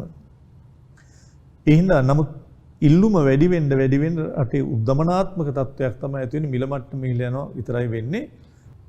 එහෙනම් මේ පරාසයේ නිමැවුම් පරතරයක් විදිහට තමයි අපි ගන්නෙ. ඒ අනුව මෙතන තමයි ඇත්තටම වර්තමානයේ වෙනකොට ආර්ථිකයේ සමතුලිත වෙලා තියෙන තැන. මේක තමයි ජාතික ආදායමේ සමතුලිත නිමැවුම. ඒක පූර්ණ සේවා නියුක්ති නිමැවුම් මට්ටමට වඩා එහා ගිය නිමැවුම් මට්ටමක්. පූර්ණ සේවා නියුක්ති නිමැවුම් මට්ටමට වඩා එහා ගිය නිමැවුම් මට්ටමක් ඒක. ඒ නිසා තමයි අපි කිව්වේ අස්ථායීතාවක් තියෙනවා කියලා. ආර්ථිකය තුල අස්ථායීතාවක් තියෙනවා, ස්ථායීතාවක් දකින්න නැහැ. ඉතින් අස්ථායීතාව තමයි අනවශ්‍ය විදිහට මේ මහරහා නිමැවුම වැඩි වෙනකොට සාධක වලට ඉල්ලුම් වැඩි වෙනවා, ඒ පැත්තෙන් මිල වැඩි වෙනවා. උද්දමනාත්මක පරතරය කියලා කියන්නේ ඒ හේතුව මත. ඒ නිසා ඔය සිදුවීම ඔබ හොඳටම දැනගෙන ඉන්න ඕනේ. කෙටියෙන් අපි කිව්වොත් එන උද්දමනාත්මක පරතරයක් කියන්නේ මොකද්ද? පූර්ණ සේවා නියුක්ති නිමැවුම් මට්ටම සඳහා අවශ්‍ය ඉල්ලුමට වඩා මේ තමයි පූර්ණ සේවා නියුක්ති මට්ටම සඳහා අවශ්‍ය ඉල්ලුම.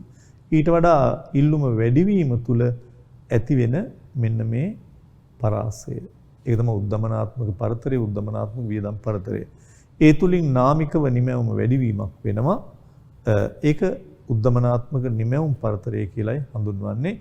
දෙකේ වෙනස අඳුනා ගැනීමක් කරන එක වඩා හොඳයි.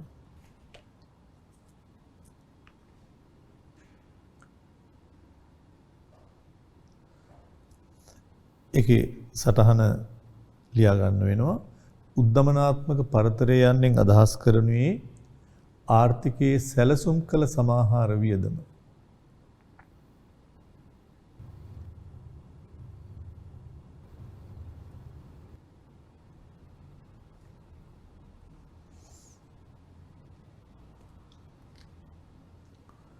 කමා පූර්ණ සේවා නියුක්ති නිමැවුම් මට්ටම පවත්වා ගැනීමට අවශ්‍ය කරන සමාහාර වියදම ඉක්මවා ගොස් ඇති ප්‍රමාණයයි.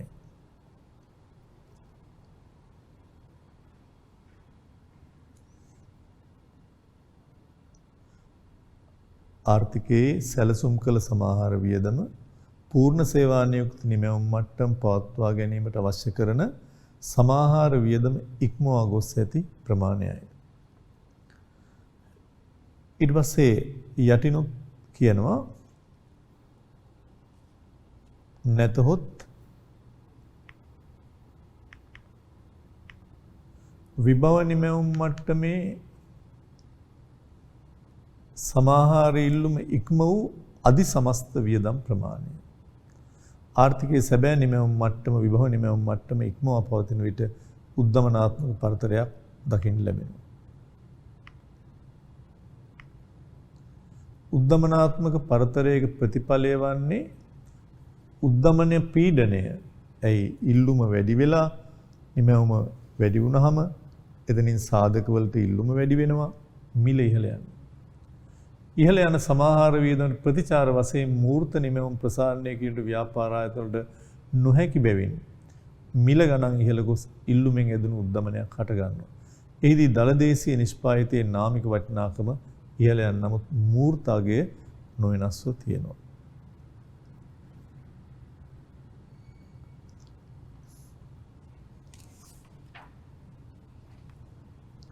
එක රූප සටහනකින් පැහැදිලි කරන එක ඉතා වැදගත්. ඔබ අක්ෂ නම් කරගන්න EY.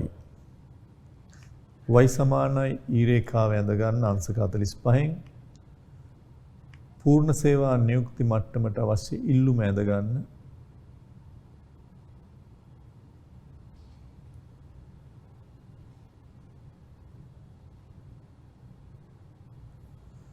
E බිඳුව කියන්නේ පූර්ණ සේවා නියුක්ති මට්ටමට අවශ්‍ය ඉල්ලුම. ඇත්තටම දැන් සමතුලිත වෙලා තියෙන්නේ උතන. සමතුලිත වෙලා තියෙන්නේ y1 වලදී. හැබැයි මෙතන තමයි YF full employment පූර්ණ සේවා නියුක්ති නිමැවුමට අදාළ ඉල්ලුම යටතේ සමතුලිත වෙන්නේ වී යුත්තේ YF වලදී. හැබැයි y1 වලදී තමයි සමතුලිත වෙලා තියෙන්නේ. ඒක අස්ථාවර බවක් තියෙනවා. මෙතෙන්ට තමා වෙන්න ඕනේ, නමුත් වෙලා තියෙන්නේ මෙතන. ඒ අනුව මේ තමයි පූර්ණ සේවා නියුක්ති මට්ටම යටතේ සමාහාර ඉල්ලුම. ඊට වඩා ඉල්ලුම වැඩි වෙලා දැන්. ඒතර උද්දමනාත්මක පරතරය මෙතනින් නෙමෙයි පෙන්වන්නේ, මෙන්න මේ AB පරාසය තුල.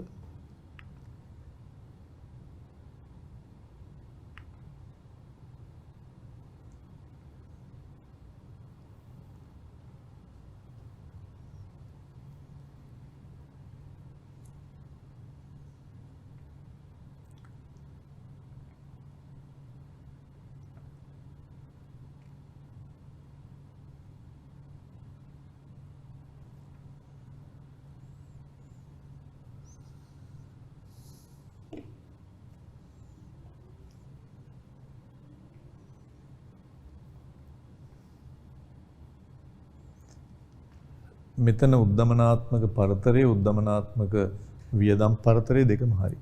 මෙතන උද්දමනාත්මක නිමැවුම් පරතරය වෙන්න ඕනේ.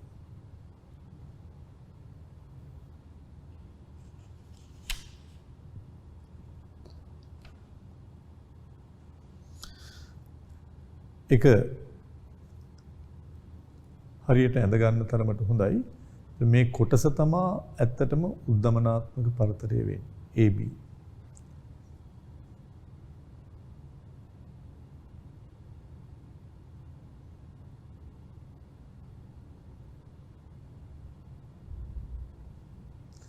ඊළඟට යටින් මේ තොරතුර විස්තර කරලා තියෙනවට පේනවද? පූර්ණ සේවා නියුක්තිය සහිත සමතුලිත ආදායම් මට්ටමක් බිහිවීමට අවශ්‍ය සමාහාර වියදම ඒ ලක්ෂයෙන් දැක්වෙන අගයට සමාන විය යුතු වූද මේ ආර්ථිකයේ පවතින සමාහාර වියදම් ප්‍රමාණය B ලක්ෂයෙන් දැක්වෙන අගයට සමානයි. සමාහාර වියදමේ පවතින B ඒ අතිරික්තය උද්දමනාත්මක පරතර ලෙස හඳුන්වනවා.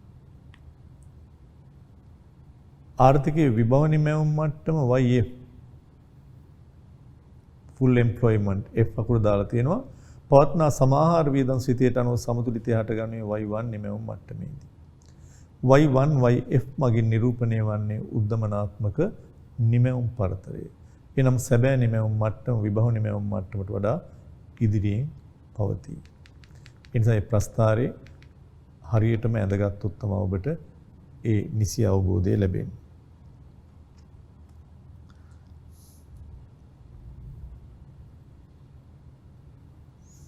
හොඳයි. ඊළඟ කොටසට අපි එනවා. ඒ තමයි අවධමනාත්මක සහ ප්‍රතිගමනාත්මක පරතරයක් සහිතව සමතුලිතතාවයේ පැවතීම කියන කොටස. ඒකත් ඊටාම වැදගත්. අවධමනාත්මක සහ ප්‍රතිගමනාත්මක පරතරයක් සහිතව සමතුලිතයේ පැවතීම. මොකද්ද මේ? අවධමනාත්මක සහ ප්‍රතිගමනාත්මක පරතරයක් සහිතව සමතුලිතතාවයේ පැවතීම. ඒතර මේකේ මොකද්ද අදහස? අපි බලමු. අර වගේම මේ පැත්ත y, මේ පැත්ත e, මේ අංශක 45 රේඛාව නොහොත් y e රේඛාව, මෙහෙයුම් රේඛාව, මේ සමාහාර ඉල්ලුම මේ තමා පූර්ණ සේවා නියුක්ති මට්ටමේ නිමැවුම. එනම් පූර්ණ සේවා නියුක්ති මට්ටමේ නිමැවුම කියන්නේ සාධක සියල්ල නිෂ්පාදනයට දාගත්තට පස්සේ තියෙන නිමැවුමට සරලන ඉල්ලුම තමයි මේ තියෙන්නේ. එතකොට ඒ අනුව පූර්ණ සේවා නියුක්ති මට්ටම යටතේ සමතුලිත නිමැවුම මේ තියෙන්නේ. හැබැයි දැන් ඔබ දන්නවා ඔය පූර්ණ සේවා නියුක්ති මට්ටම යටතේ ජාතික ආදායම සමතුලිත වෙන්නේ ඊට සමාන ඉල්ලුමක් ඇති වුණොත්. සමහර අවස්ථාවලදී ඇත්තටම මේ පූර්ණ සේවා නියුක්ති නිමැවුම සඳහා අවශ්‍ය ඉල්ලුමට වඩා ඉල්ලුම අඩු වෙනවා. ඉතින් ඉල්ලුම අඩු වුණාම දැන් ඔබට පේනවා ඇති මේක අපි විභව නිමැවුම එහෙම නැත්නම් අපි අපේක්ෂා කරන සමස්ත නිමැවුම් මේ කියලා හිතුවොත් සමහර විට සමාහාර ඉල්ලුම අඩු වෙලා. ඒ සමාහාර ඉල්ලුම අඩු වුණාම පූර්ණ සේවා නියුක්ති මට්ටමේ නිමැවුමට එන්නේ නැහැ අපි. හැබැයි ජාතික ආදායම සමතුලිත වෙලා. ඒ නිසා මේ අපිට පූර්ණ සේවා නියුක්ති මට්ටම සඳහා අවශ්‍ය ඉල්ලුමට වඩා ඉල්ලුම අඩුවීම තුල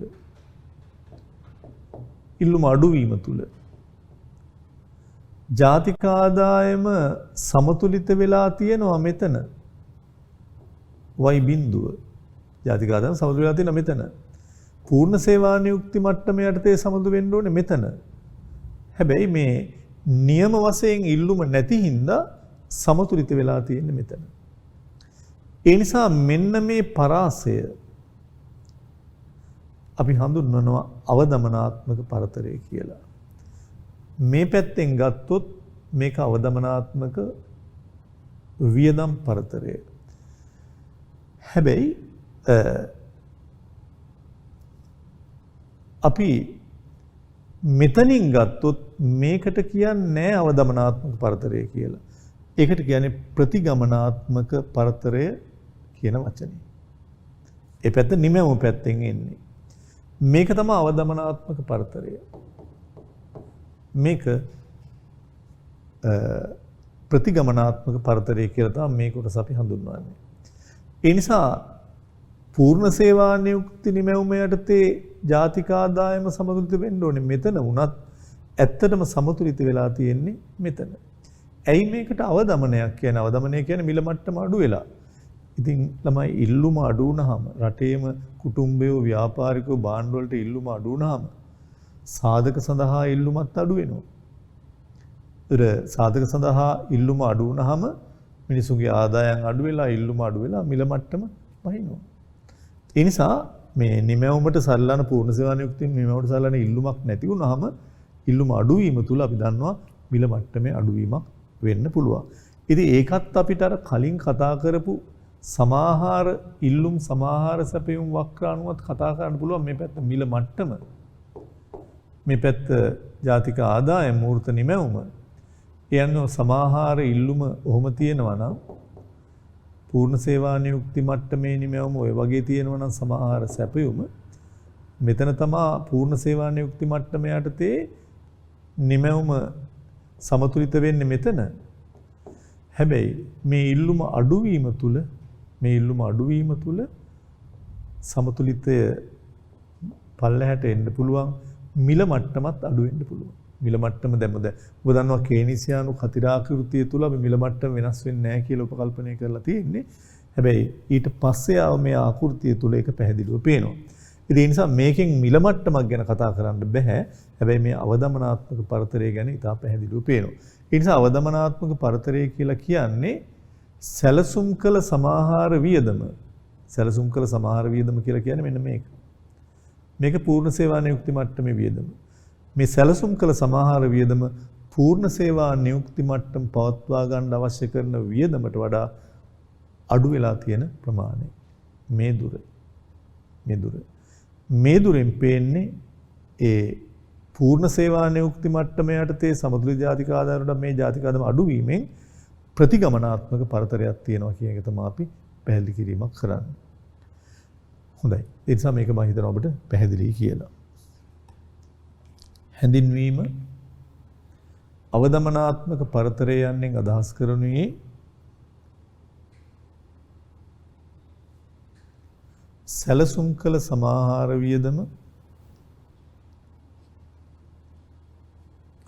සැලසුම් කළ සමාහාර වියදම පූර්ණ සේවා නියුක්ති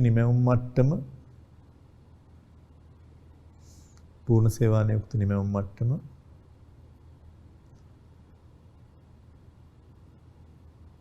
පවත්වා ගැනීමට අවශ්‍ය කරන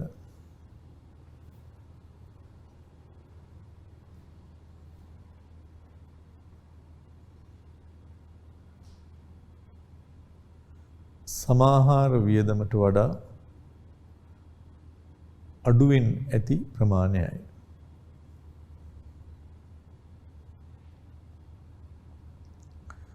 නැතහොත් ආර්ථිකයේ විභව නිමැවුම් මට්ටමේ සමාහාර ඉල්ලුමට වඩා ඌන සමස්ත වියදමේ ප්‍රමාණය. විභව නිමැවුමට අවශ්‍ය ඉල්ලුමක් තියෙනවා, ඊට වඩා ඉල්ලුම අඩු වෙලා.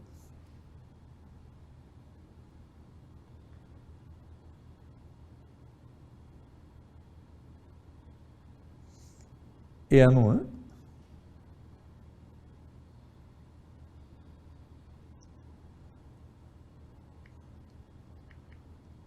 ඔබට මේක ප්‍රස්ථාරයකිනුත් පැහැදිලි කරන්න පුළුවන්. තව පොඩි විස්තරයක් කියනවා බලන්න. ප්‍රතිගමනාත්මක පරතරයක් පවතින විට ආර්ථිකයේ සම්පත් උපයෝජනය අතින් නකාරක්ෂමයි. හේතුව හැම වෙලාවකම ප්‍රතිගමනාත්මක පරතරයක් තියෙද්දී ඔබට පේනවා මෙතන ඉන්න ඕනේ නිමැවුම, මෙතනයි තියෙන්නේ නිමැවුම අඩු වෙලා. සම්පත් භාවිතා කරලා නැහැ හරියාකාරව. ඒක අකාර්යක්ෂම බවක් තමයි මේකෙන් පේන්නේ. ආර්ථිකයේ පසුබැසීමක් හට ගන්න අතර නිමැවුම සේවා නියුක්තිය මිල ගණන් පහළ යාමක් තමයි පේන්නේ. ආර්ථික පසුබැස්මත් ඔබට මතක ඇති. ඒක ප්‍රස්ථාරයකින් පැහැදිලි කරගන්න පුළුවන්. ආයේ අඳින්න EY වයිසමානයි රේඛාව අංශක 45 මේක තමයි පූර්ණ සේවා නියුක්ති නිමැවුම යටතේ ඉල්ලුම. හැබැයි ඕක තමයි සැබෑ తত্ত্বය. ජාතික ආදායම සමුද්‍ර වෙලා තියෙන්නේ මෙතන.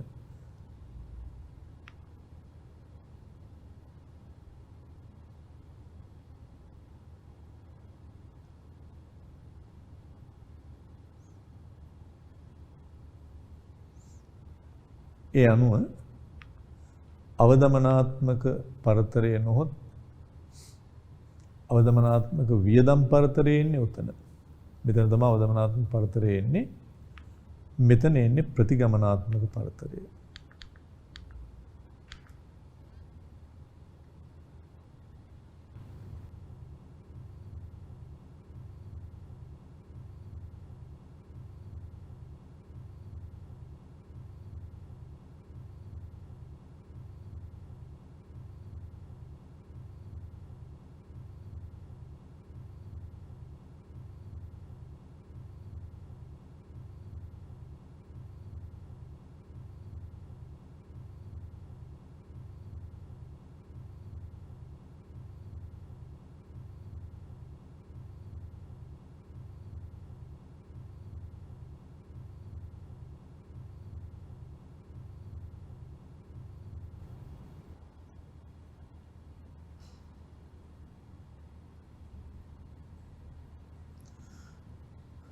මේ කොටස අවදවනාත්මක පරතරය එතකොට අවදවනාත්මක වියදම් පරතරය මේ පැත්තේ ඉන්නේ නිමැවුමක් ප්‍රතිගමනාත්මක පරතරයක්.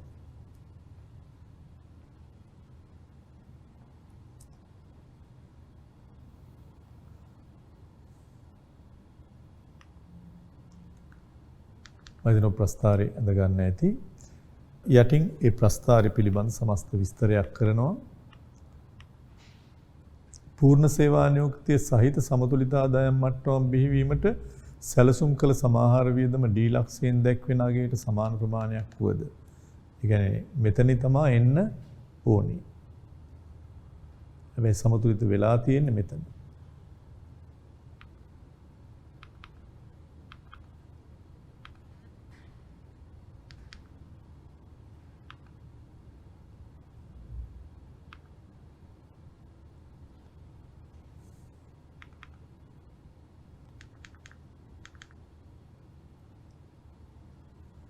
මෙම ආර්ථිකයේ පවතින සමාහාර වියදම් ප්‍රමාණය C ලක්ෂයෙන් දැක්වෙන අගයට සමාන වෙනවා.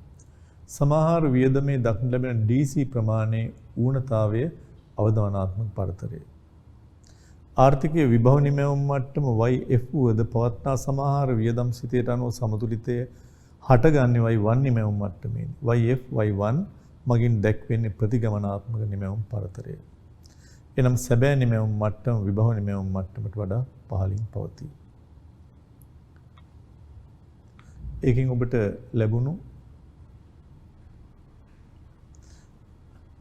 අවදමනාත්මක පරතරයේ ප්‍රතිගමනාත්මක පරතරයේ සංකල්ප වශයෙන් වෙනස්.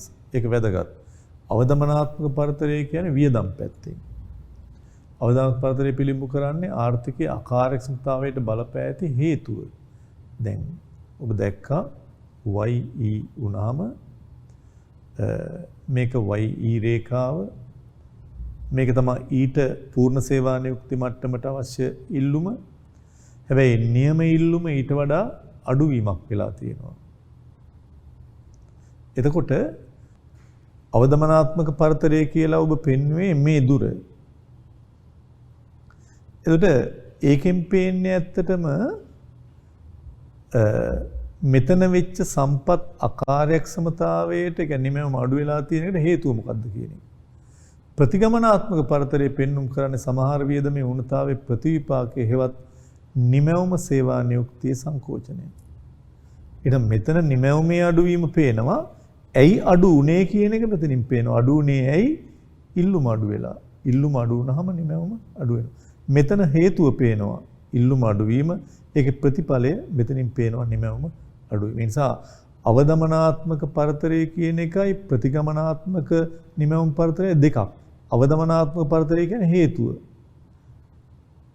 ඒකේ ප්‍රතිඵලය තමයි ප්‍රතිගමනාත්මක පරතරයේ විදිහට අපි දක්වන්නේ. හොඳයි. එකකින් ඔබට ආව විභාග ප්‍රශ්න දෙකක් මේ තියෙන්නේ.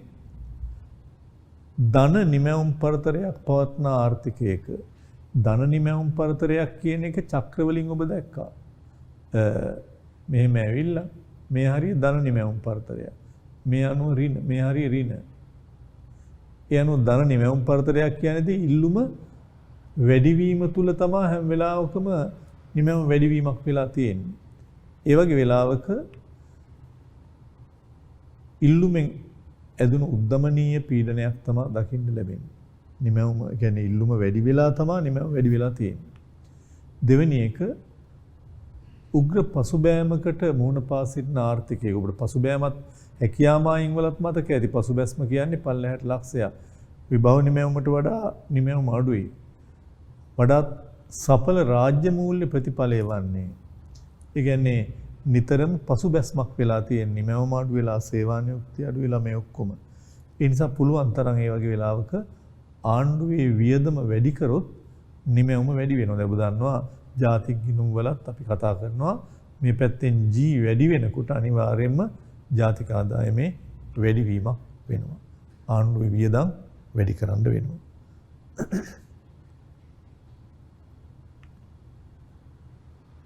හොඳයි. එතනින් ඔබේ සම්පූර්ණ පාඩම අවසන් වෙනවා. සාර්වාර්ථික සමතුලිතය. ඊට පසුව ඔබට කොහොමදත් මේ පාඩම් වලින් පසුව අපි නැවතත් මේවා සාකච්ඡා කිරීම කරා වෙනම මේක සාරාංශයක් විදිහට ඔබට මතක ඇති ජපුර විශ්වවිද්‍යාලයේ ව්‍යාපාර ආර්ථික විද්‍යා අධ්‍යයන අංශයේ ජ්‍යෙෂ්ඨ කතිකාචාර්ය ආචාර්ය ආනන්ද රත්නායක මහතා සමග මා සාකච්ඡා කිරීම කරා නැවත මේකේ තියෙන ගැටලු සහිත තත්වයන්. ඉතින් ඒ කොටස් දෙකත් ඔබ නැරඹීමෙන් පස්සේ ඒ වගේම ඔබට මේ ටියුට් එකේ ඉතුරු පිටු මම හිතනවා පිටු අංක 86 සිට තියෙන ඉතුරු කොටස් ටිකක් විභාග ප්‍රශ්න තියෙන්නේ. ඒවටත් උත්තර ලිවීම තුළ ඔබට මේ පිළිබඳ සම්පූර්ණ අවබෝධයක් ලැබේ. ඒවට පිළිතුරු අපි ඉදිරි දිනයක ඔබ වෙත ලබා දීමක් කරනවා. දැන් ඔබට මේ පළවෙනි 12 වසරේ තියෙන කොටස් වලින් මා හිතනවා ඔබට යම් හොඳ අවබෝධයක් අපි ලබා දීමක් කරා. ඒ නිසා 13 වසරේ තියෙන කොටස් පිළිබඳව අපි ඉදිරියේ සාකච්ඡා කිරීම කරනවා. ඒ අතරතුර අපි ඊළඟ මාසවල අමතරව මේ පාඩමකට අමතරව 13 වසරේ තව පාඩමක් වෙනවා රාජ්‍ය ආර්ථිකය. ඒකත් අපි සාමාන්‍ය ඔබේ යන කාලයට අමතරව වෙනම කාලයක් අරගෙන ඒකත් ඔබත් එක්ක සාකච්ඡා කරලා මේ න්‍යායාත්මක කොටස් හැකිතාක් දුරට ඉක්මනින් හමාර කරන්න අපි සූදානම් වෙනවා. ඒ නිසා මේ කොටස් ටික හොඳට ඔබ පාඩම් කරලා ගැටලු निराකරණය කරගත්තට පස්සේ ඔබට ඉදිරි පාඩම් බොහොම පහසු වේවි. ඒ නිසා අදට අපි මෙතනින් ඔබෙන් සමුගන්නවා.